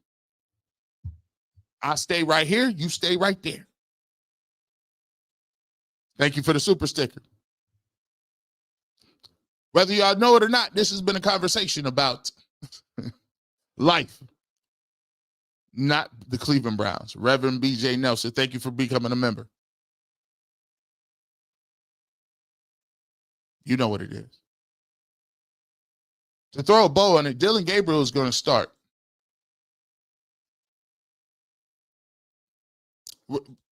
Dylan Gabriel is going to start. And let me tell you this. The season has now started. You should be dialed in as a Browns fan. You should be dialed in as a Cleveland Browns fan to the T. Because if you believe that pressure bust pipes and you believe that your merits count, then everybody, it's time for the real competition that we wanted. Now starts the competition. For all those that were scared, that be shucking and jiving and trying to, he's not ready, he's not ready, he's not ready, he's not ready. The he's not ready dance, he's not ready, he's not ready, he's not ready. Well, he's ready now. And the competition that we all been wanting to see is now upon us. The supercomputer. The Intel Pentium processor. The Dell. Deep Blue versus Legendary. Watches is up. Microphones is up. The world is watching. No longer can you hide, obfuscate, slip around, and waste our time. Don't you waste our time with that fake quarterback competition. We get into where we needed to have been to start with, right here. And I don't got no problem. If you like him, put him out there. We done forced your hand now, Kevin. 3 weeks before you wanted to. You was going to try to slow play us. Nope. Now we get to see Dillon Gabriel. You put your money on him. You put that bag up. You said this is your dude. We now get to see. We now get to see. Because that's the only merit that counts. And plus, we're going to watch you too. We watching you, Kevin. Because here's the thing that we need to start talking about and turning around. Whether we talking about this or being a Browns fan, I'm a Browns fan through and through.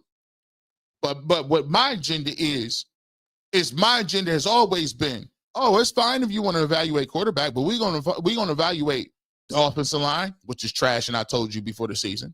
We're going to evaluate the receivers. I told you they wasn't no good before the season. We're going to continue to evaluate. And while everybody else was running around talking about why Myles Garrett wasn't at camp, who was the guy over in this way that was telling y'all sitting here trying to make me, Myles Garrett is the best defensive player in the game. He might be the best non-quarterback in the game. And you sitting up here trying to tell me and run these smoke screens about what Myles Garrett to do. Trying to tell me with these smoke screens. You trying to hide people. You can't hide. Myles Garrett, dope. Myles Garrett is one of them. He always going to be one of them. A baller. Walking Hall of Famer. Don't try to convince me. Don't you just try to distract me. We evaluating you too, Kevin. Offensive guru. We ain't seen no 20 points in years since last December. And by the way, the last time we got 20 points was with Jameis Winston, and you wasn't the coordinator. It was the guy you scapegoated before that, Dorsey, huh? When we was throwing up for all them yards, it wasn't your playbook that was scoring 300 yards back to back. That was Dorsey. By the way, who was the offensive coordinator in 23? You weren't. That was Alex Van Pelt, and you fired him. Wisdom speaks. We appreciate you. They got that clickbait. That clickbait cannot help them right now. You got to stand on your own 2 feet. And that's what everybody's so nervous about. Well, what if happens if Dillon comes out and don't look good? That means it's on us. Yes, it is on you. You had an opportunity to play him. You had an opportunity to prepare him. You chose him. You gave him all the reps to make him look good. And now people are going to be looking at your playbook. It ain't going to be on Flacco. You've lasted through Baker, Deshaun. You done lasted through Flacco twice. We watching you now. And we finally get to see the competition. So Shedeur, I hope you listen, I know you about there cooking. They try to throw a nice little nice Miss Robinson. They ain't had no 20 since then.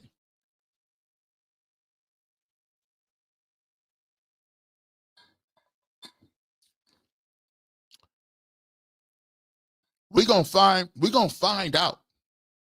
And for all y'all that want to sit around and talk about, well, You notice, how is this a week? What stream platform do you? I use StreamYard. I use StreamYard, Fuel. For all y'all that want to sit back here and say, well, now get ready. Get ready. I'm not wishing no downfall on nobody, because this is what I wanted to see from Jump Street. I ain't never ducked and dodged no competition in my life. Let's talk. But now you're going to get that competition. Now Shedeur going to be sitting there 6-7 weeks, figuring it out, taking notes, working against the first team. Now, I don't want y'all, listen, I don't want y'all spazzing out. If Dylan don't play so well, watch what G. Bush do. Y'all can all tell him too. G. Bush said that even if Dylan Gabriel don't even play the first week, I ain't even tripping. I'm going to just wait to see what he do next week. We're going to see whether he progress, make some better plays the next week, get better. I ain't hating. You just a rookie, right? You see, what you got to do is you got to give grace to receive grace. So I'm going to afford Dylan Gabriel every courtesy that I'm going to demand when Shedeur Sanders starts to play. Because I'm watching and looking. I'm watching and looking, taking notes. If you was full of patience when Dylan Gabriel was playing, you better keep that same energy, because I have the receipts. Is that you? Remember a couple of weeks ago you said this, but now all of a sudden it's this? You keep reminding them. I don't want to start to see when Shedeur get in the game, all of a sudden is you done turned the whole commentary to draft 26. Let's talk about how great this guy is to lead the show. You know it'll be coming. I ain't missed yet. I ain't missed yet. I want to see the supercomputer. I want to see it. Give him a chance to prove his merit on the field. That's the only way a soldier does it in battle. Like the Roman Empire. They be, listen, people, can you imagine back in the day, you get left at home and we going to war? You got a problem. You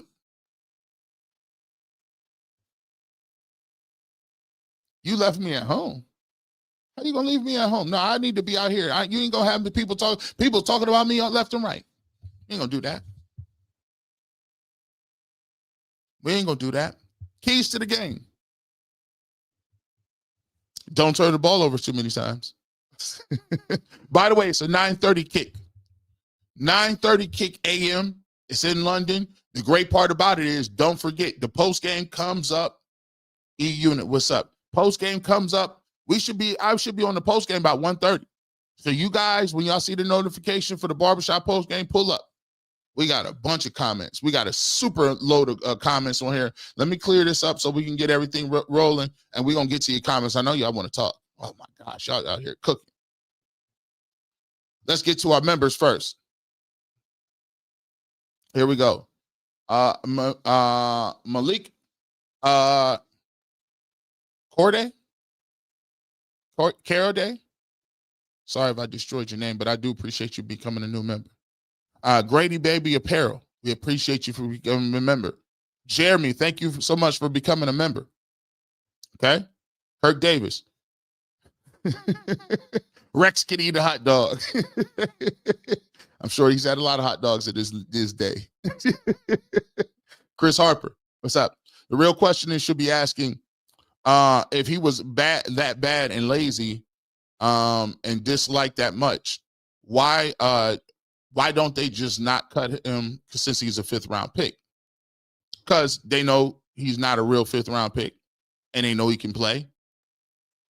That's simple as that. You could be in a situation, Chris, where, and I explain this a lot. When you become a franchise quarterback, with essentially what happens once you become a franchise quarterback is you become the other people's bosses. And if he becomes a franchise quarterback, the coach is expendable. The general manager is you got a franchise quarterback. That's the only thing that matters. And would you rather have a franchise quarterback that you chose, that talks the same way you do, sees the life the same way, or somebody who's a wild card?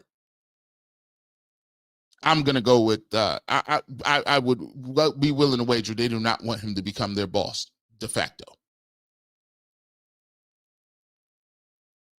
How desperate to keep talking to him and he's not. They need them clicks by any means necessary, Miss Bell. We're gonna get them too. They're gonna get them. Big Snacks Pat. What's up, Big Snack? What's up? I appreciate you. Appreciate the super chat. Monty Berry. Thank you so much for becoming a member. We appreciate you, Monte. Kirk Davis. If they got a program with Shedeur Sanders 12, then stop going to his locker. Oh, that's right. They want views. So they have no other choice but to interview my guy 12. Forget Rex Ryan and Cam and anyone else who has to disrespect Shedeur Sanders 12. Yeah, they be doing. I watch with that stuff, with the clown stuff. I try to be very respectful. As you notice, I try very difficult. I don't even certain words that are put in super chats, I try not to do. When I'm talking about my colleagues, I try not to say different things like that. I can disagree with you, but without attacking your character. I can disagree with you without attacking. And I believe that sometimes people in the media get a little too comfortable, man. You shouldn't be running around here calling people clowns, bro. Like, that's like, I mean, it ain't like you called them out their name, but I just don't, as men, I find it better to go about making my point a different way, because you might have to see somebody one day. I mean, people got kids, people got family members, and they real protective about people's names. So I try not to get into that. Respectfully. Big Stack 12 has the best game this season so far. That's facts. That's crazy. The game, by the way, the game against the Panthers is the best Cleveland Browns offense I've seen. Refuted. My girl ain't, hey, listen, my wife, she ain't seen no more throws after that. She done reverted back to watching Baltimore. Now Lamar Jackson hurt. She up here mad. She'd actually say, you not play Shedeur Sanders. I know what. Yeah, she done got caught up in the car. I'm like, dang, we used to sit around and watch TV, babe. Remember we used to watch the 4:00 game? What happened? No, I'm upset. Browns not play Shedeur. I know watch. I've never seen a Filipino auntie. She's a Filipino CU auntie. Through and through. I'd not be able to wear my Shedeur jersey. They messed me up.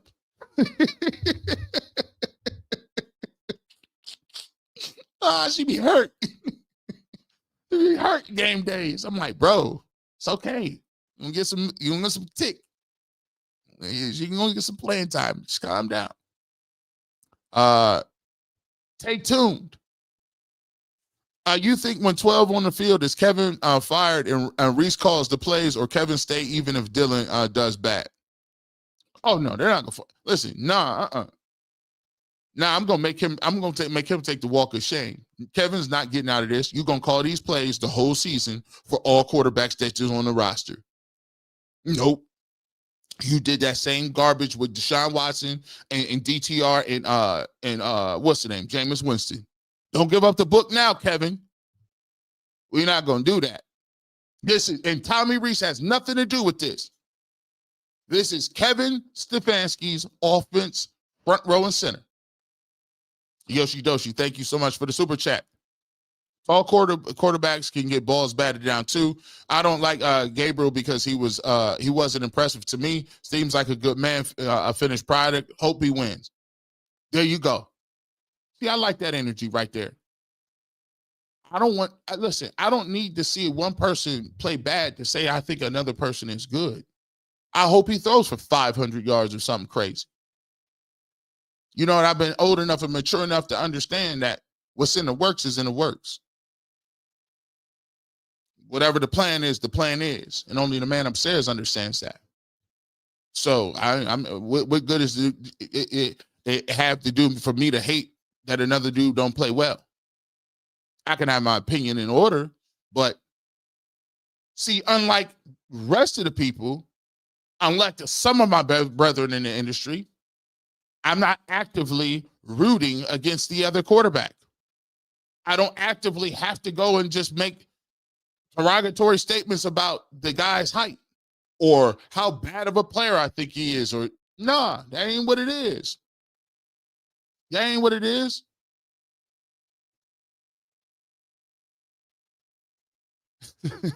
Miss Bell says, I need 5 minutes in the room with this guy. He's a clown. I get a dissertation about clown. Miss Bell saying, listen, nah, I'm going to give him what he gave him. I'm standing up for my guy. Patrick Williams, thank you so much for the super chat. In order for the Browns to be relevant, they got to keep Shedeur's name in the mix. That's why it's disingenuous. You be seeing how people be looking. It'd be wild, bro. I'm like, come on.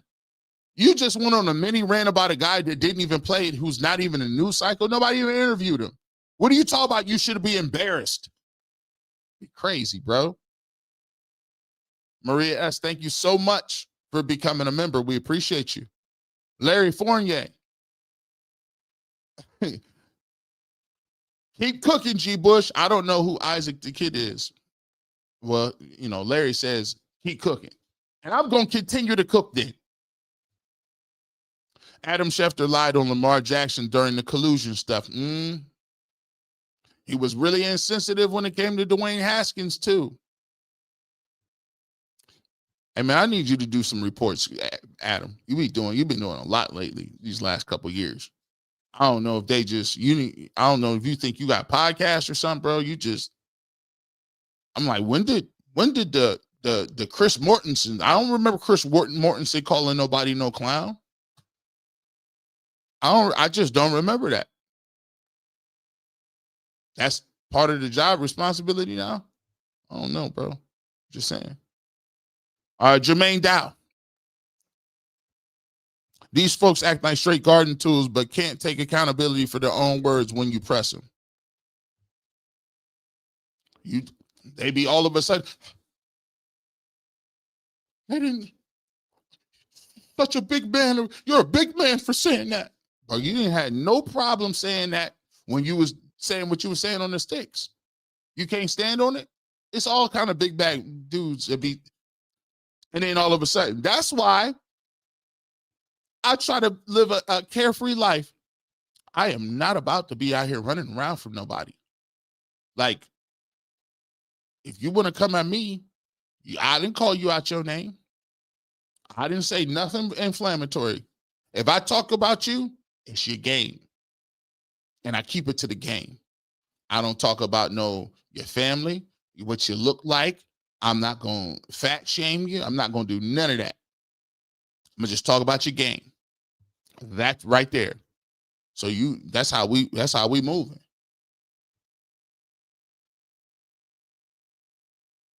Nathaniel Lasik. G-Bush, I need you to address Roger Goodell telling Shedeur he's worried about his father. Nobody addressed his statement before the draft. Well, here's how I'll get to it. Nathaniel, we appreciate the super chat. There's always when you outside of the matrix, and what I say outside of the matrix, the most damaging person is one of the most dangerous people in the world is a person who A, is independently wealthy, doesn't have any skeletons in their closet, is unapologetically truthful, stands on business, and is not trying to join a club, and is already who they were when they got here. The reason why Prime is so threatening to people is because A, he's a man of God. B, he raised his family the same way, and he taught them not to stand up for what you stand up in. He got the bag. He's one of the greatest of all time. You can't dispel it. You can't say nothing about it. It is what it is. He played 2 sports, one of the greatest athletes of our generation of all time. And he gonna do it his way. The same thing that in our country we applaud people for. The Steve Jobs, we applaud. We applaud trailblazers in our lives. The Andrew Carnegies, the Benjamin Franklins, the Versaces, and all of the people that made names for themselves, the marketers, the guys that made a bunch of money, the guys that made it look cool, the guys who extended and branded at a high level. We tell everybody that is what the American dream is, except when it comes to him. Why? That's always going to be a little scary, because when the perception is that they don't need you, the perception is I don't need you to stamp me. You can't unstamp Prime. Here's how crazy Prime got it locked. Before Prime was even Prime, everybody wanted number 21. If you 21 as a defensive back was it. Everybody wanted Prime shoes. They were so famous, they just dropped them and just re-released them. And everybody in the league wear them. And he's a football player. When you got that much kind of pull, how much pull you got to have Hall of Famers like Marshall Faulk say, I'm on the roster. Warren Sapp, come let me coach with you. Huh? It's in the pudding. And he circumvented the ways that people wanted. Back in the day, how you going to tell Marshall Faulk that he got to start at a JUCO or a Division III school if he want to coach? That's Marshall Faulk. What some dude that start, no disrespect, that was a graduate assistant at OU that went to how you gonna tell him what football play is like as a running back, and it's Marshall Faulk in the greatest show on turf? What can I tell the defensive? What can a defensive line coach tell Warren Sapp about defensive line play? But how the game work is, we want you gonna go through our route. How is Ivy League dudes that never played, that been pistol pushers, that got TI 86s, how are those guys? Those are the guys with all the good jobs. Those are the GMs. Same reason they're the same CEOs of Fortune 500 companies, and Ford and Intel and Exxon, wherever you want to go. They're also all of the politicians. They just happen to just keep going to every sector and just keep getting it done. But you know what Prime did? Under no circumstances, get that out of here. Y'all gonna come get D1 right now. You ain't got to go to JUCO. I did that. So hopefully you don't have to go through that. Like Jay-Z said, like I told you to sell drugs. No. Who did that? So hopefully you don't have to go through that. I had to go to the HBCUs, right? I had to start at high school, go to the HBCUs, and then get we fast tracking people.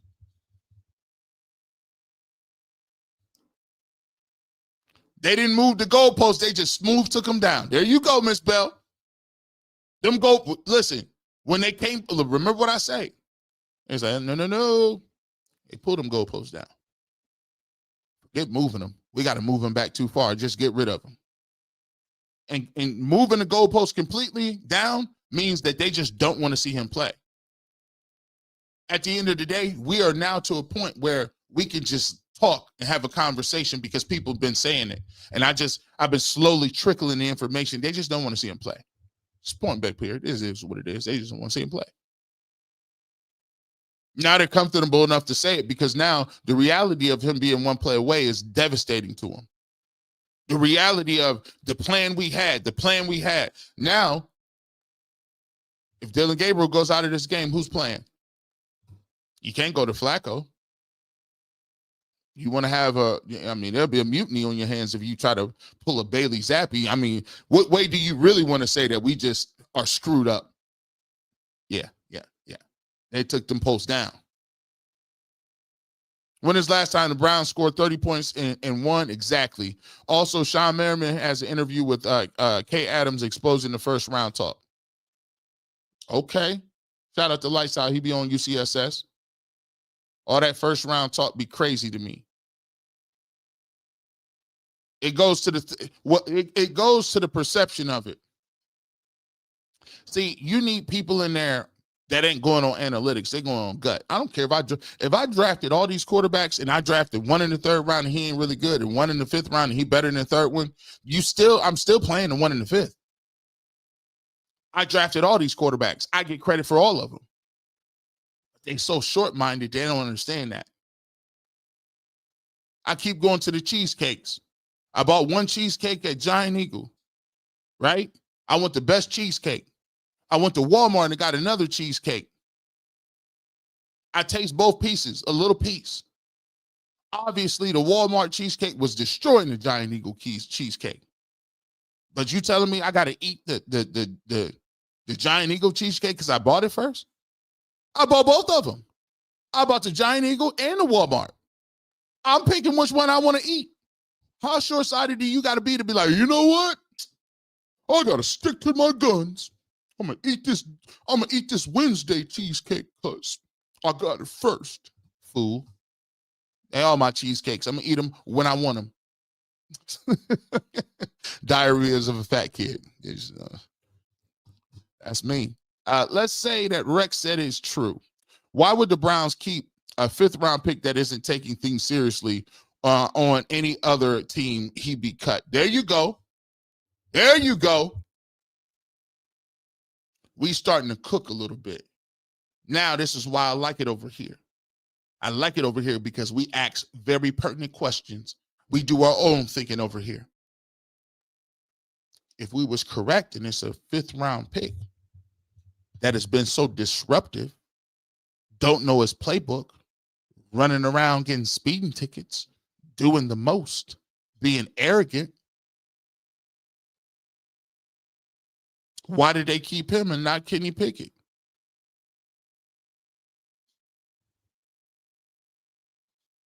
Maybe because it ain't true. But you love Kenny Pickett. They told us every single day how much they loved him. Every single beat reporter told us how much they love Kenny Pickett. Every single last one of them told us that he should be the starter. Every single last person until he was traded. Because it's not true. Now we're cooking with gas. To demean and belittle somebody daily, and his coach only says he's almost ready daily, if not inspirational. What is it? What this would break most folks. This is the fuel that's coming with it. The fuel is coming with it. Somebody is going at you consistently, hammering you, never letting you sleep, demeaning your family, demeaning your skill set, marginalizing you, playing in your face. You just keep going to practice. You keep working. You keep working. You keep working. When you hit it big, nobody can say nothing. When you really get it going, see, sometimes when you're going through something, God got to leave you at a point where you take everything away. Your family, your friends, your spouse, your money, your health, your job. Think about this. The man's father is a cancer survivor. You know how many people is affected by cancer and an amount of love and respect people got? Media didn't even bat an eye. This young man stayed at home, told his father he's battling cancer. And he said, no, I got to handle it over here and get my stuff together and play. This how deep it go. That's how deep it go. If it was anybody else, you know what it'd be? A Hallmark national media movie. It would have been a camera in front of everybody's face every other day about how Shedeur Sanders is continuing on in his father's name, how Shedeur Sanders throughout adversity continues to keep his head to the ground. They don't even talk about none of that. They don't care about none of that. Again, they don't care about no wins, losses, none of that stuff. But the one thing that they got to realize is when it hit, if and when he plays, they ain't gonna have no legs to stand on. I wonder how many interviews they're gonna get. None. Actually, he's pretty good at that. He even gives them interviews even though they be playing around. Right? Paid bum. You're not a bum to us. You're not a bum to us. We appreciate you for keeping it 100, man, with this Shedeur situation. I find it bigger than the Shedeur situation. This is microcosm of what we go through in society. This is part of, this is a case study, right? What I do is try to tell stories through sports and give you something with life with it. This is a case study in understanding how things are painted. The fancy stubbornness is why the in-game adjustment sucks. We never never get answers. He never answers the media's questions, and why Shedeur isn't quarterback number 2 this week. He can't handle high-profile quarterbacks, just career quarterback number 2 guys. Sometimes when we talk about when you work at corporate America, we do what we call it is DISC analysis, and it's personality assessments that they give to show which people's ideas and personalities match. A lot of times people feel like as long as the messaging is correct, that everybody should mesh and get along, but that's not the case. In your personality type, you have certain biases and hidden things that make it difficult for you to receive messages, right? If I'm a very if I'm a dominant personality, a person that usually tells instead of asks, and I'm an executive, but another one of the executives is a person who's a very he's a conservative, introspective type person that does not communicate like often, is not outgoing, is basically a person that is a little more to themselves. Me as a dominant person, my message and the facts that I'm spitting to you is presented in a way where that person can't even accept it, because all that they're seeing is dominant, over aggressive. And to a conservative person, a person that's like an introvert, that's going to come off as being brash, and I'm not going to get what I need to get out of it. The same way, if a person is giving a PowerPoint presentation and an analytical person is giving a PowerPoint presentation to a person that's more of an emoting person, or a person who is more outgoing or has emotions, that's I would say probably a motivator. To me, an analytic person is boring. I'm a person that wants to be around people. I'm a person that's outgoing. So the numbers that they're giving to me ain't gonna work. It's just numbers. So it's important to understand the audience that you have and understand what your blind spots are. Because if you're an offensive coordinator, the language you need to speak to each other is football.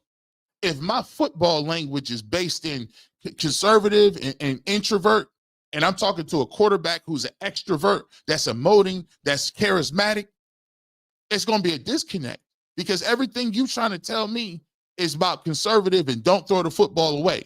I'm trying to tell you, I'm trying to score touchdowns. What do you want to do? Not score touchdowns or score touchdowns? But that's why it got to be married. And yes, it can work, but you both have to work on your messaging. You have to work on the ability to do that. For the first time, Kevin says something about Shedeur.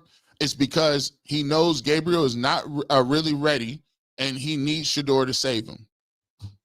Well, he's going to have to start turning his attention to Shedeur Sanders, is not?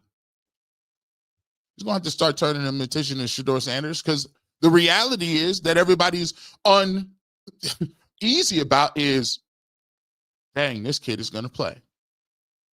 And ready or not, like the Fuji say, ready or not, here I come. You can't hide. I'm going to find you. Hey, ready or not, we on the scene. Yoshi Doshi, reality is simple. Gabriel's a guy that made his career moving around and being stable. Now he's getting his shot. If he fails, Shedeur gets his. Don't fail. Dillon Gabriel did play in 3 offenses.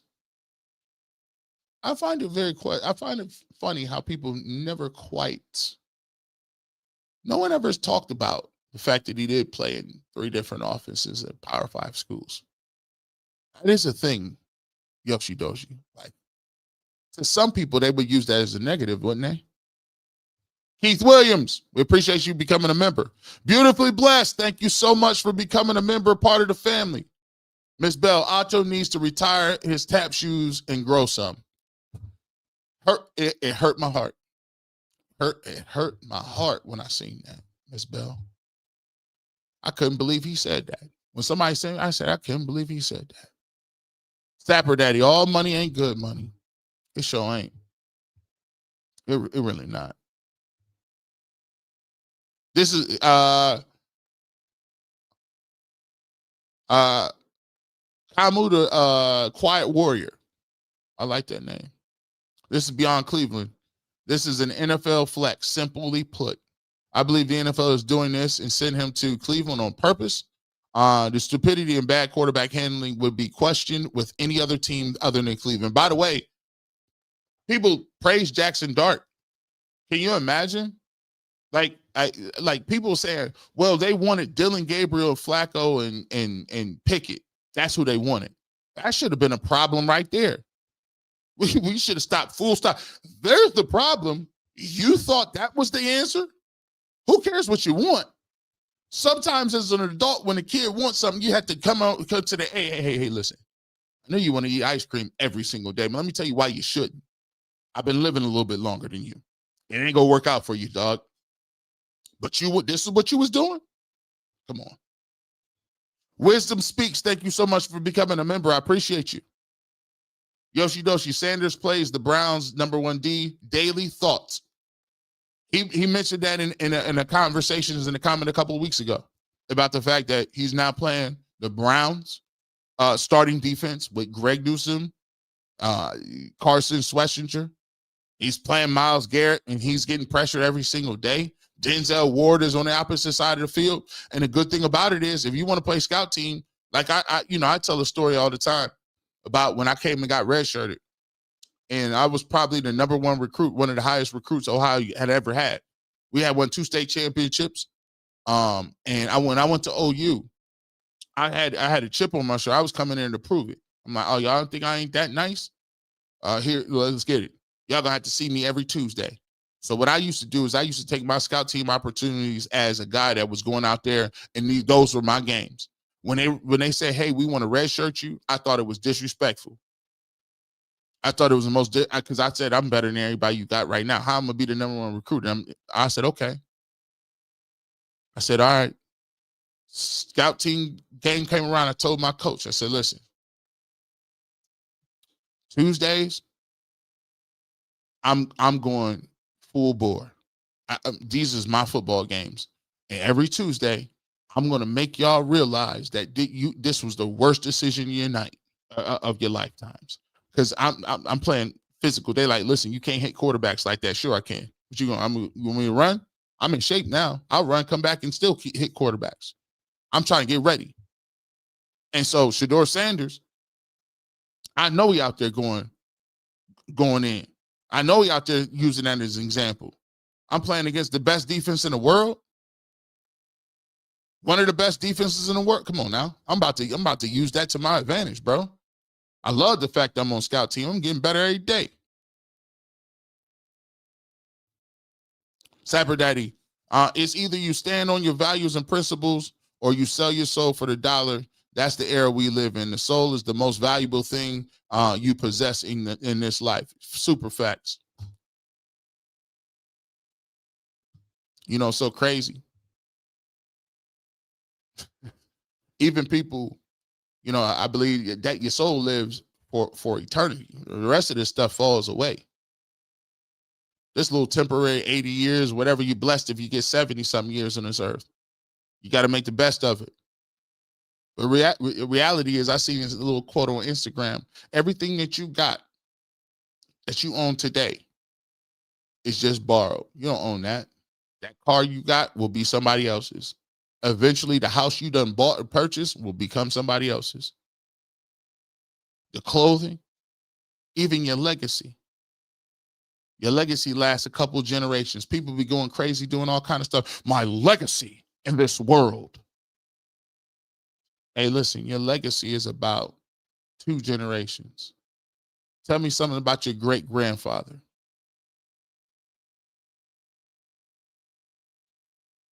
I got a niece right now. I got a niece. My grandfather, she knows nothing about. She ain't even seen a picture. She 4 years old. She ain't seen a picture of my grandfather. All the notes, all the stuff that he told me, all of the wisdom, all of that he passed down, that's in here for me. That's why people always say how powerful it is when you say, pass it forward. I never really caught what that meant, because a lot of the stuff that we live and learn from our grandparents, some of our elders, we let that die a generation ago. Who gonna be able to pass that forward? Who giving that wisdom? That real game. So the only way your legacy doesn't die is that you need to continue to instill it in another person, and they mix what they got, their experiences with what you got. That's how you grow generationally. But just that regular stuff, my legacy, your legacy is only as good as what you then gave it to somebody else. My legacy. That don't work. Your soul is forever. Lee. NFL can't hurt 12's pockets, so they attack his spirit. This is why. This is why over in these parts, we don't be just talk. We really be talking. It ain't a coincidence when we talk about spirit, soul, all these things. We talk deep over here. It's deep talk over here. We ain't just trying to talk. Listen, and this ain't no disrespect. If you coming over here to try to get you some fantasy football, who should I start or sit? It don't be like that. I'm sorry, bro. I don't wish you no bad, but we talk heavy over here. You know what I'm saying? Over here, we talk about real things that matter. We want to talk about some stuff that get you through a couple bad weeks. That's what we want to get to. If I know, everybody in the league knows. Sit in front of the class. Stop being an embarrassment, says a non-coach on national TV. Says it sounds like defamation and admittance to knowledge of collusion. But here's the thing. The great part about this is when he said that, the receipts came on right back. Don't be an embarrassed. He actually embarrassed himself, because on this platform, we showed exactly where Shedeur Sanders was. And it also proves the point to the fact that people say a bunch of stuff, don't stand on it because it don't be true. Why are we trying to act like people don't be straight up lying? People are straight, listen. You know what I mean? People get put under oath and then I told you for years and weeks that they didn't do something and they have to come back and say they did it. Let me ask you this. People be telling the media wouldn't lie. What is the consequences of just making it up? I have sources. Sure you do. If you can't tell nobody who they are and you'll never disclose them, what is the purpose of saying what is the downside of lying about them? How are we ever going to find out if you tell the truth? We aren't. You just have the bully pulpit, which is the television, and millions of people who watch you who say, well, if you weren't special, you wouldn't be up there. If you weren't credible, you wouldn't be on TV. If you weren't plugged in, you wouldn't be on that platform. I beg to differ. Sometimes they just make it up. Jimmy Cleveland, thank you so much for becoming a member. 75UXU, thank you for the super sticker. Reverend BJ Nelson, thank you so much, my sir, for becoming a member. We appreciate you. Blessings to you for truth telling and the haircut. Of course, I got you. I keep the clippers with me. It's back here. 3,181 people over Facebook, YouTube, UCSS, Barbershop channel, and Twitter. Hit that like button wherever you're at. Come on now. Ain't nobody cooking like this. It's Saturday morning. Everybody else sleep. We cooking. I told you we had one. Sapper Daddy on Sunday, we will find out who's who. The media was spending all week and moving them goalposts talking about winning isn't the goal. It isn't the goal for this game. Hey, that's why we broadcast loud and clear. Of course of course it is. And I need you to take them screenshots too, because I'm guessing that if Shedeur does play, all of a sudden the standards will be back. All of a sudden winning matters. Kind of how like he played well the first game, and in the second game they say this is the reason he's a 5th round pick. Yeah, we know that. We got him. We're going to see. And by the way, nobody over here has hated on Dillon Gabriel once. Have we seen any hate in the chat? No. We want to see it. That's all we was asking for. We just want to see. That's it. Quiet warrior in the building again. NFL would crumble if black players left and to form their own league.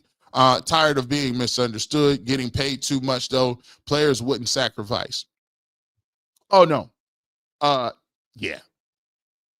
Asking people in the NFL to turn down generational money ain't going to be it. You know what I always thought? And here's how I do it. What I do is how I move is if you're going to work in the machine, and I'm going to, and by the way, it ain't nothing wrong with working for somebody. It ain't nothing wrong for going out and get your bag wherever you can get it. I just understand what you're getting into when you're there. And any changes that you want to make in the world, you got to do it on an individual basis. I know it's a lot of things going on out here where people get all unruly and start being upset and all that other stuff. And look what's going on today, G. Bush. But here's a good thing. You could be the change you want to see on a very small level. And guess what? I'm talking about the day-to-day level. There's all kinds of things you can do. I go to the prisons. I go talk to youths. I go to schools. I talk to kids. I donate my time. I donate my money to local charities. I do it, and I don't got to tell nobody. But I know I'm doing my part the way I should, right? Much is given, much is required. My little small little part. Because you can't go crazy trying to conquer the whole machine. And the machine been here since the beginning of time. Part is you realize what role you can play in the other machine to make an everyday choice on a everyday difference on a smaller level.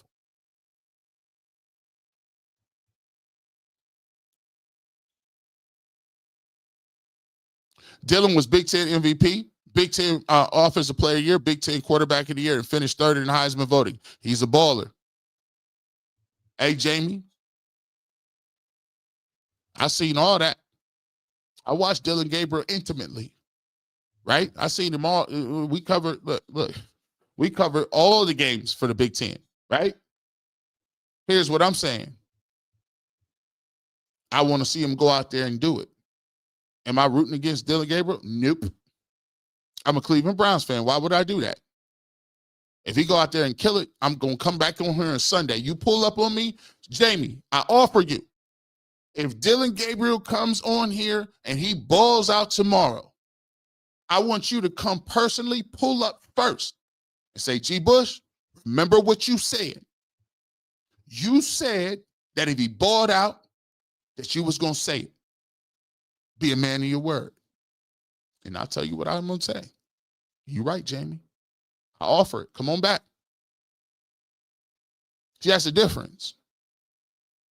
Now I dare my other people in the industry to say the same thing about Shedeur Sanders. And I find it funny because it'd be tough. I mean, there I said it. He balled out. I said it. All right. I mean, it was okay. I mean, it'd be painfully obvious, don't it? It's preseason. It doesn't matter. But you sure like, telling you. You tell me. Perry TD Chatham, thank you so much for becoming a member. I appreciate you as well. Wildebeest Davenport.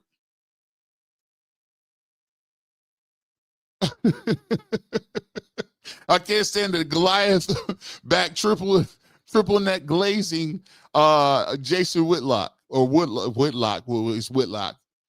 His takes are always to put a black man down. I just want Shedeur to get a fair shake waiting on his perfect timing. Yeah, I done been on his show before.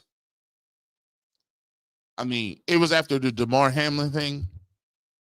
And he brought me on there and he started talking about, he started talking about COVID conspiracies. It was wild work. I'm like, bro, I thought we was talking about somebody who died on the football field. What are you talking? Man, you'd be surprised what you got to do. These dudes be losing shows and they used to a certain lifestyle and they just, I don't know, man. They just go crazy doing extra. You don't got to do extra like that. Brody's bottom line, my man, we appreciate you. The Browns have two good rookie quarterbacks, but Kevin realize this. Here we go, Brodies. We're going to figure out this right now. We're going to figure it out. You know what we're going to figure out? What Kevin's talking about with this offense. Because I'm going to be intimately watching what you're doing over there. He better have that game plan jumping. Nancy says, gee, the one to blame for all this is Kevin because he's never even mentioned 12's name. So he's allowed the media to fill their own narratives of why. They can see his talent, so he's doing something wrong, lazy and dumb. This is very impactful. If I drafted both of them, and this is why Kevin Stefanski is not very, again, being a coach is not just about X's and O's. Being a coach is about understanding human nature and getting people to get to be their best versions of themselves. If Kevin Stefanski came out and said, listen, we got two great quarterbacks, two young great quarterbacks. We are blessed. Spoiled riches. We are spoiled by what we have at quarterback. Dillon Gabriel, super smart, very accurate, stronger armed than a lot of people give him credit for, played in a lot of games in college football, really mature, does a great job of getting us in and out of the plays. I really like Dillon Gabriel as a player. I think he's going to be a player in this league. But Shedeur Sanders, he's charismatic. The team just really follows him. They'll run through a brick wall for him. Again, one of the most accurate quarterbacks we've seen coming out of college. He just finds a way. I just like how he subtly moves in the pocket. He's a guy who's extremely accurate, good zip on the ball, good velocity. And I think his touch on the deep ball is some of the best we've seen in a long time coming out of the draft.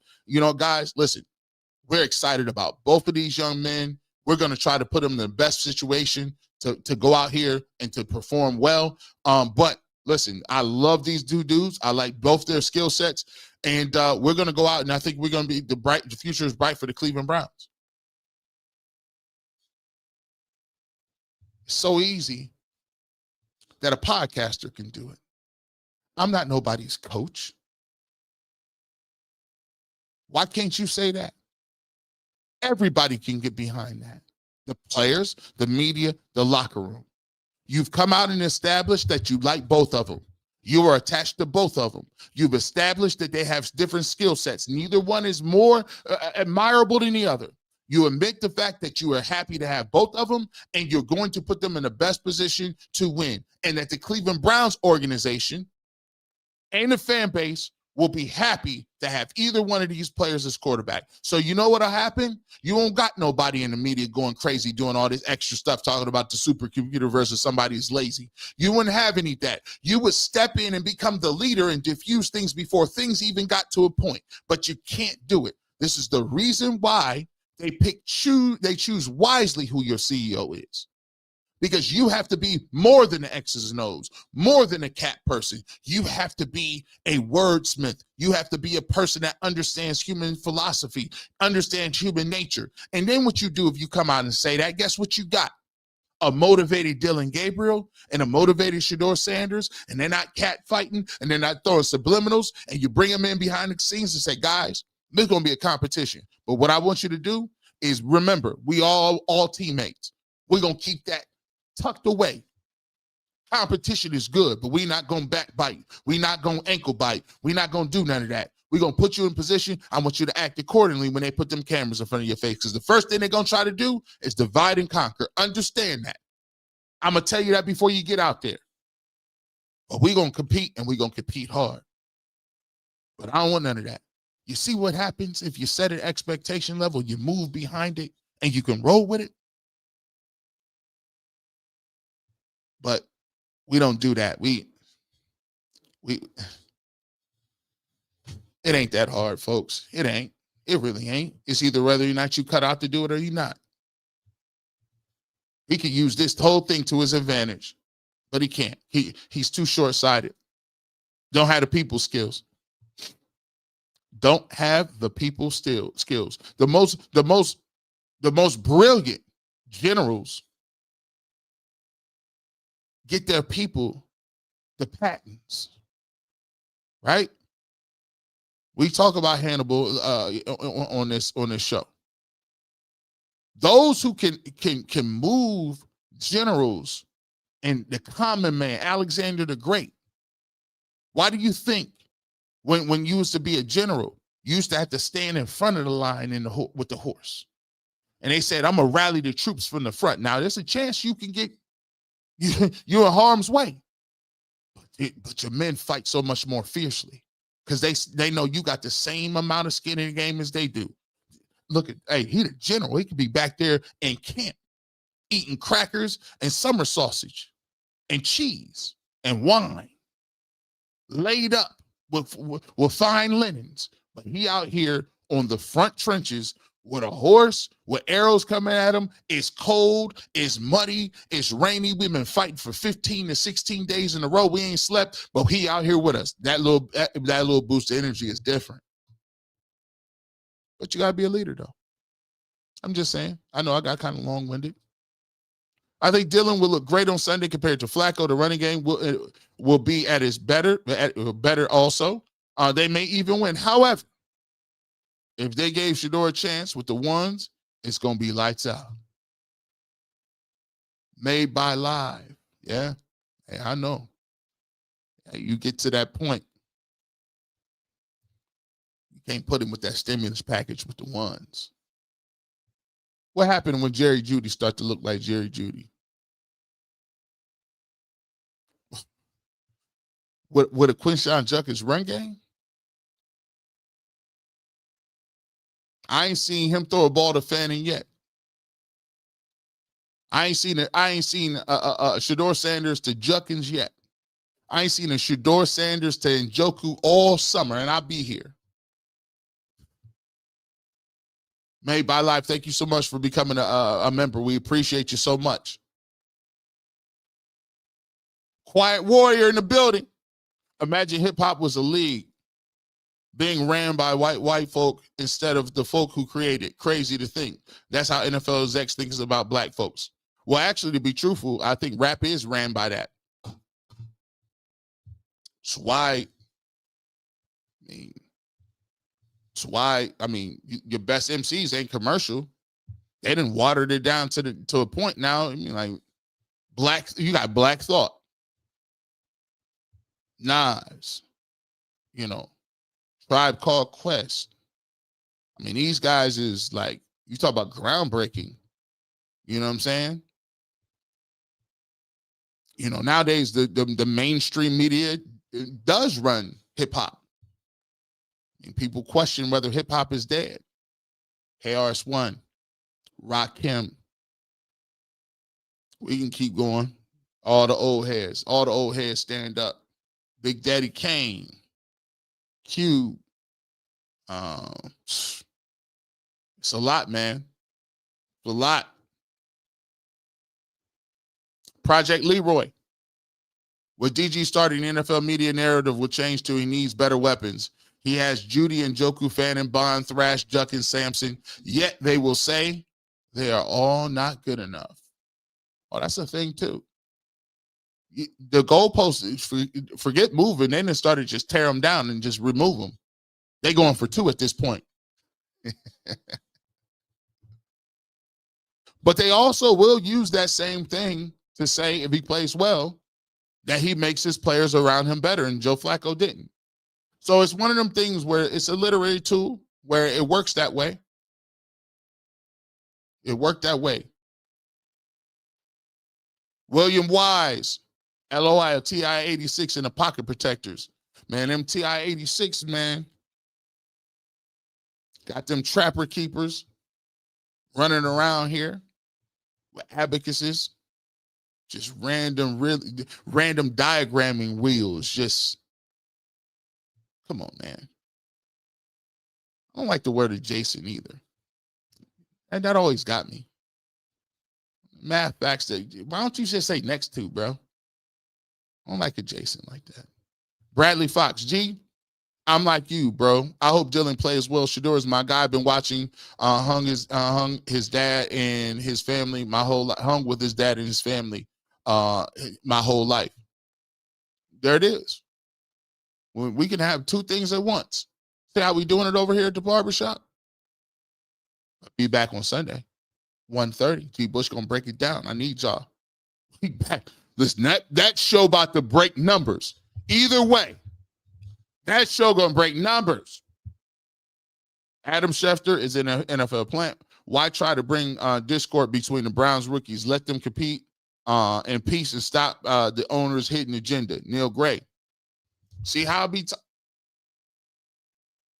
Let's compete. Have you ever seen this before?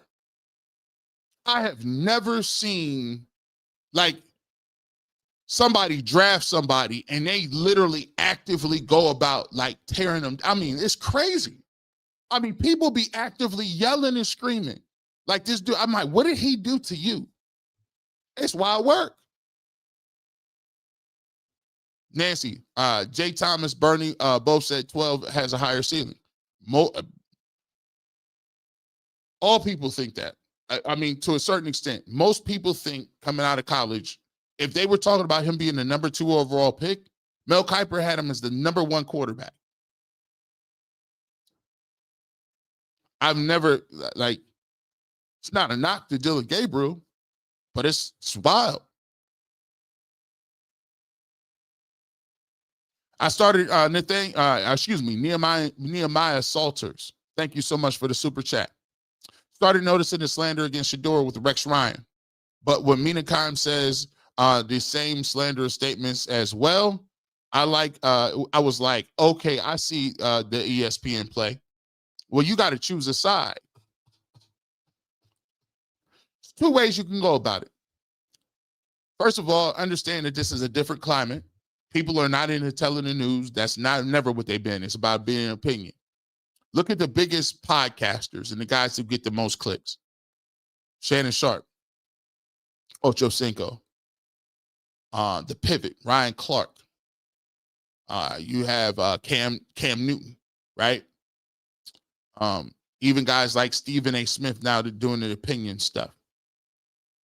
The biggest podcast, Pat McAfee. You got to have opinions and strong ones. You can't be in the middle on it. You can't be in the middle on it. The algorithm don't like that. The algorithm is going for the word clown. They're going for hating. They're going for bum. They're going for trash. Those are the words that the algorithm looking for. And if you part of the ESPN program and family networks, how you going to get in the algorithm when these is the top dudes and you up there still doing let's break down this matchup.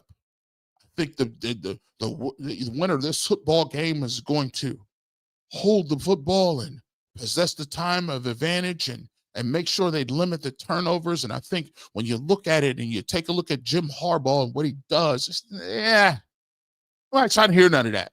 The algorithm don't like that. So guess what you need? You think they're not in them production meetings being like, we got to come up. This ain't it. This ain't it. You got to bring something. That's what you got on Shedeur Sanders? Well, we can talk about Dylan Gabriel starting. Do you think the algorithm cares about that? No. That's why the conversation started with Rex Ryan and jumped from Rex Ryan not talking about Joe Flacco or Dylan Gabriel being a starter. It was Shedeur Sanders should be embarrassed by himself. He should be embarrassed. If I know it, the whole league knows it. Come on. I'm just breaking. I'm giving you the game. We talked about this on the Wednesday night tea session. Members know. We talked about how predictable this was. By Thursday, I said, oh boy. Members know. We was in there talking like, yeah, it's coming. They put the stimulus package out. Sarita Allen, Prime got so much power. Who faces on the Dallas Cowboys documentary on Netflix? There you go. It could have been Irvin, Smith, Aikman, etc. No, it's Dion. The Sanders are shakers and movers. No one looking at the Browns if it wasn't for Shedeur. One of my colleagues, Ima said it. Shout out to the chat. The numbers is looking good. I'm trying to tell y'all. Made by love. Stefanski and Barry will likely be exposed completely this weekend.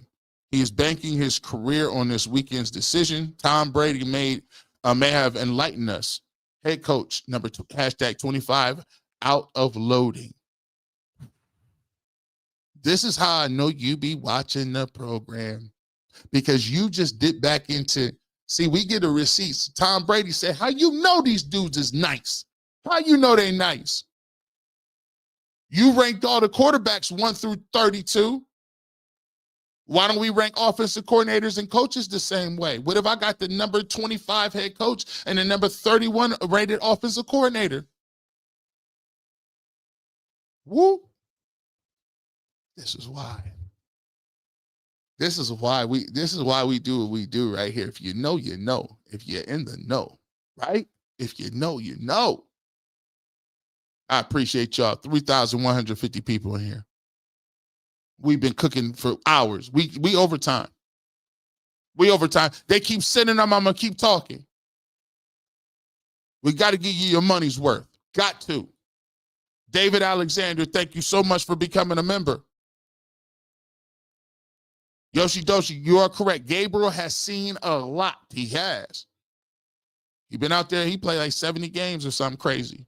Neil Gray, how ironic that it will come down to either Shedeur or Dylan to save Stefanski or Barry's jobs. Imagine if they had started Dylan instead of... Been saying that, Neil. We've been talking that. Why would you wait? Can you imagine where they might have been by now? Why did we waste all them games with Joe? We ain't even need to do that. We had to go that route. Huh? Makes no sense. Do it.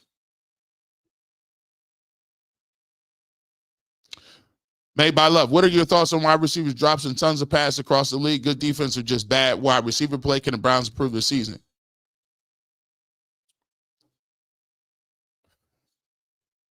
I think these guys just simply don't play enough.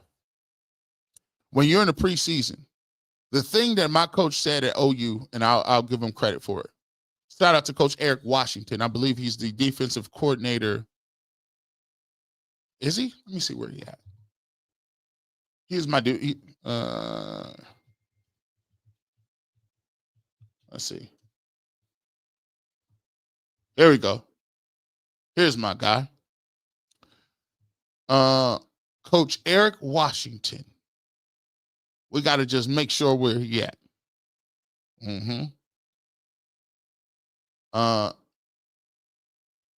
Just to get my nice little name drop. He currently serves as defensive line coach for the New York Jets. He's previously served as defensive line coach for the Buffalo Bills, defensive coordinator at Carolina Panthers, and defensive line coach for the Bears. So Coach Washington was under the coaching of the great Eddie Robinson and Grambling. And he was the coach. He coached me when I got to OU. And Coach Washington took a special liking to me, which meant like he took this dude was just all on me, bro. He said, you got what it takes to go to the league. But you need some polishing.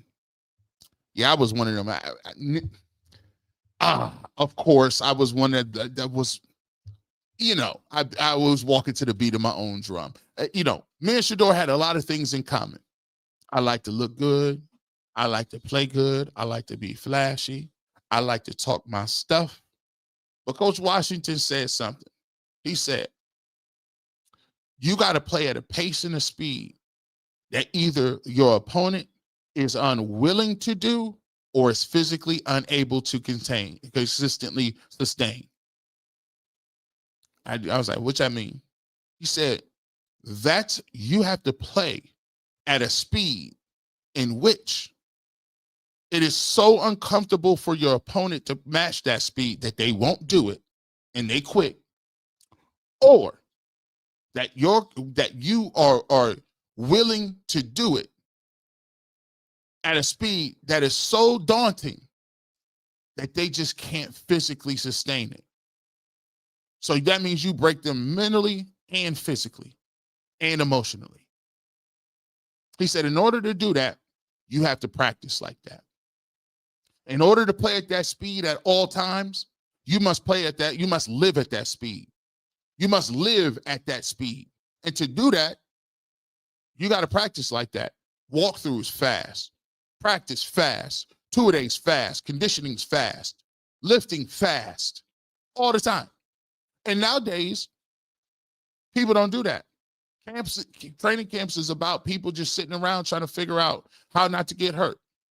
And instead of conditioning their bodies to get to a point where you're not worried about it like that. You know what I'm saying? You're not worried about it like that because you already conditioned to do it. I think they need to be practicing and playing more in preseason. Does that mean more injuries going to happen? Yes. But at the end of the day, what are you going to do? You got to play that way. And I think not playing at that speed doesn't put you in a perspective to speed it back up when the season comes, because now you got to catch the ball and you getting up to speed with your feet. You're getting up to speed with getting in and out of your routes. You're getting up to speed when it comes to a lot of these other things. Can't do that. You got to be ready to go. And I think them playing more in the preseason will help that. Miss Bell, quite as kept.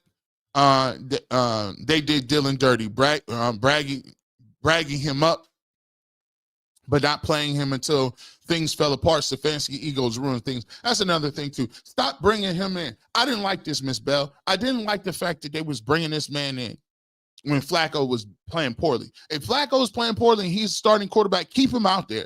Why you keep bringing him in late? Like, come on, bro. It's wild work. What are you doing? Leave him out there.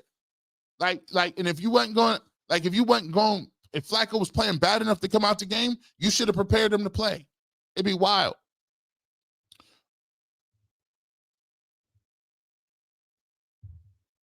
Hey, G. Bush, appreciate you.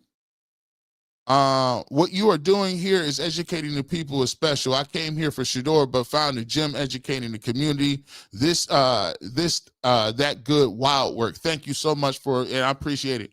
That's what we're trying to come do.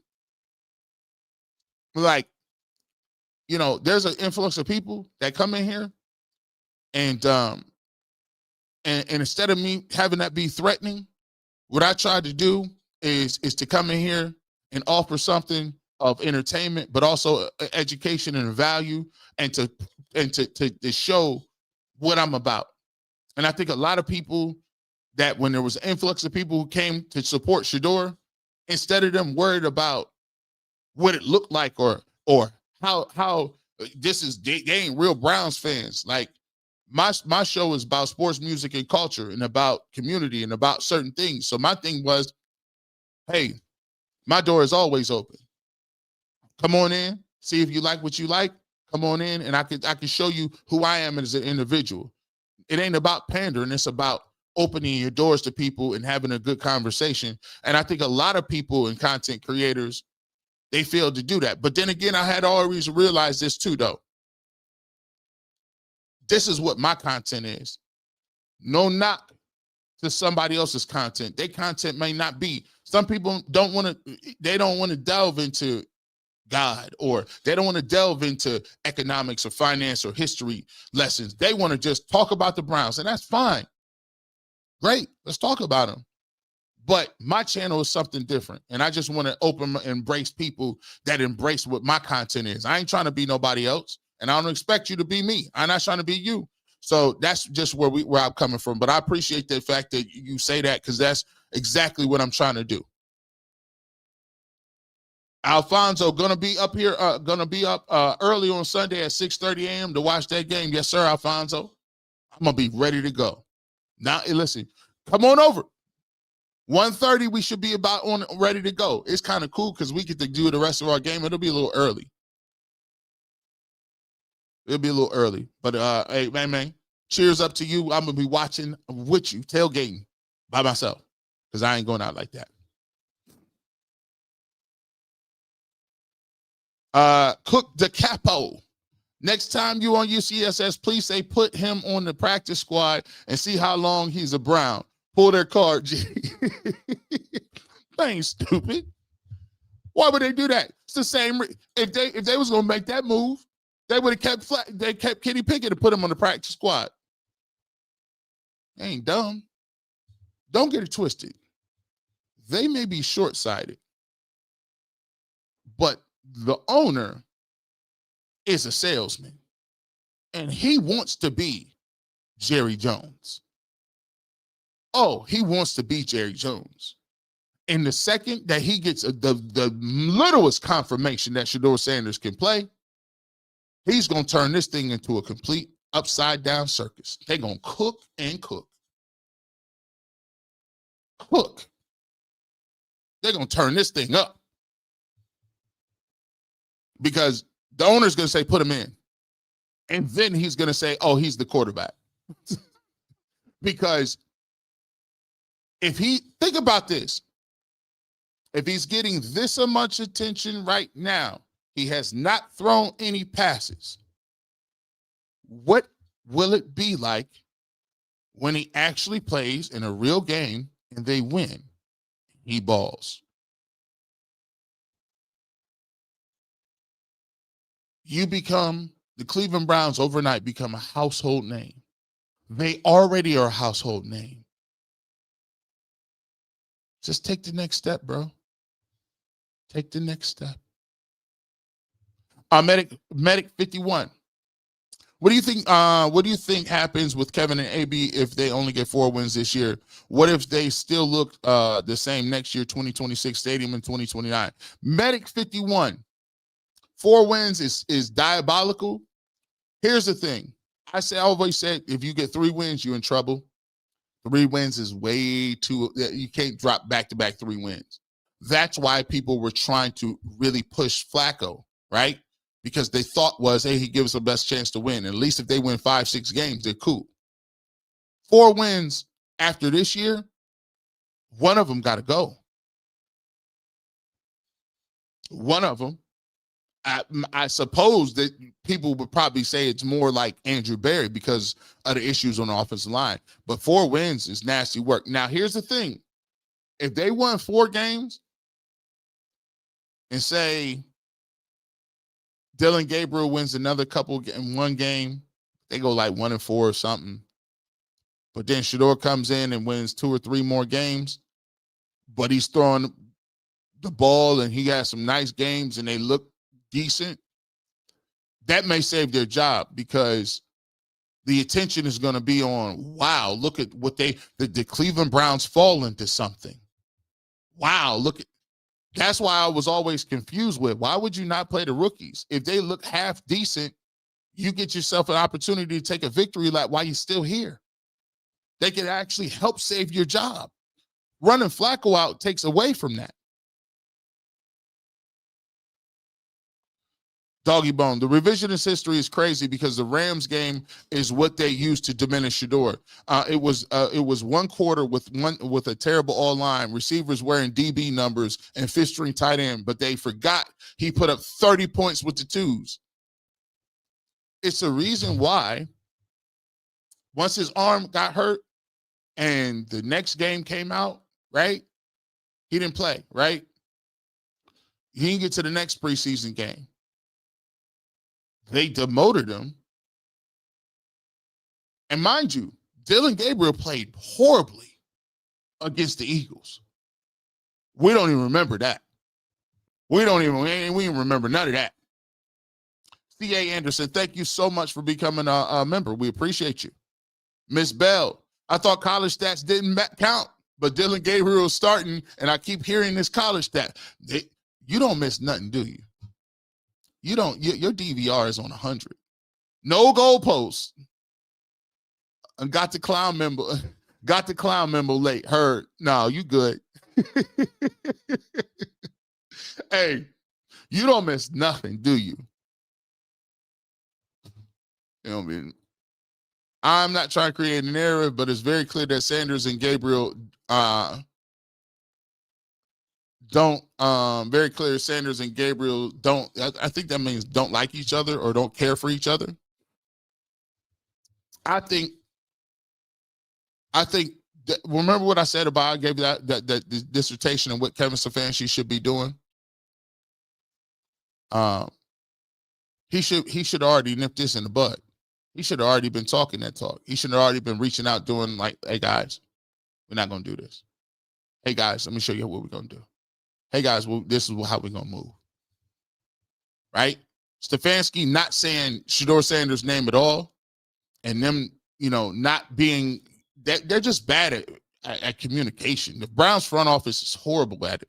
A lot of this stuff could have been, and it started with them sitting there saying, hey, we got a 4 quarterback competition, and everybody called them on it like, bro, it was no quarterback competition.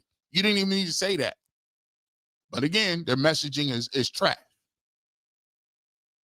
But what you're saying is 2 young competitive kids, not kids, they're grown men, but 2 young players who are feeling the pressure of competing and quite sensing like, this is weird. This ain't really how it's supposed to go. I didn't think it was supposed to go like that.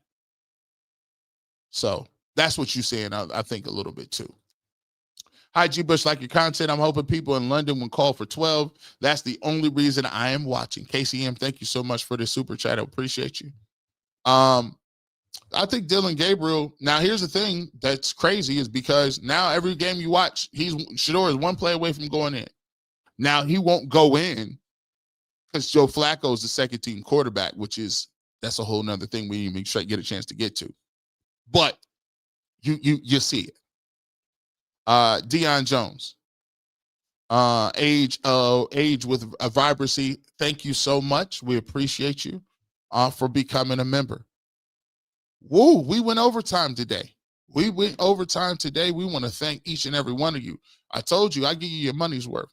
I don't believe in you give a super chat and you just, I'm not going to glaze over your super chat. I'm going to get to it. If it take me an hour to read them, I'm going to read them super chat. So We appreciate you, and we respect 3,100 and almost 3,100 people in here that rock with me this entire 3 hours. Boy, I tell you what, I love that. I love the fact that we got a conversation, and when you come to the barbershop, it ain't just me talking. We're going to make sure y'all heard. So right now, if you want to become a member, put that up. We got some great stuff coming up. It's a perfect time to get in on the membership. We're going to be doing a breakdown on Tuesday of the Vikings. Dylan Gabriel is going to have his first start. Be in the know. Don't come in here blindly. When you talk to people about how you thought Dylan Gabriel played, be in the know. On Tuesday, 7 p.m. You want to get into the super chat, the members only chat? Wednesday, 7 p.m. We're giving that to you. If you want to know more about G. Bush and what my family looks like and some of the funny things, we do a top 5 show, a top 5 list with me and my brothers. We even put a blog on. People ask me the question all the time. How did you meet your wife?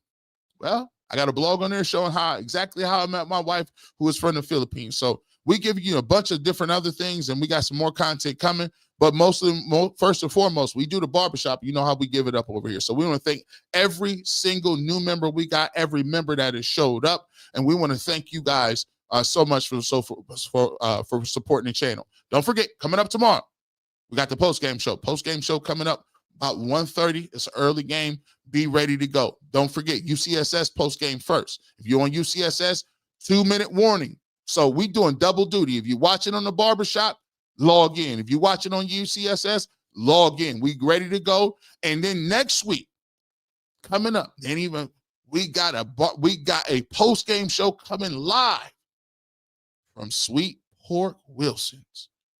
Lakewood, Ohio. We're going to go to get some barbecue, and we're going to talk about the Browns game coming up next week. So we got a bunch of stuff coming up, and it's the only way you can watch this. You better log in. Check out on UCSS. Make sure you hit that like and subscribe button. Make sure you're watching Ultimate Browns. That's coming up on Tuesday. Ultimate Browns, 5 o'clock. Listen, ain't nobody working like this, bro. Ain't nobody working. It's people still sleep right now. But you know what? If you need the fresh cut on sports, the barbershop is always keeping the Clippers with us. Have a great rest of your evening and your weekend and your day. Go out, see some things, walk, talk, eat some food, enjoy your family. We'll catch you tomorrow right here on the barbershop. Peace.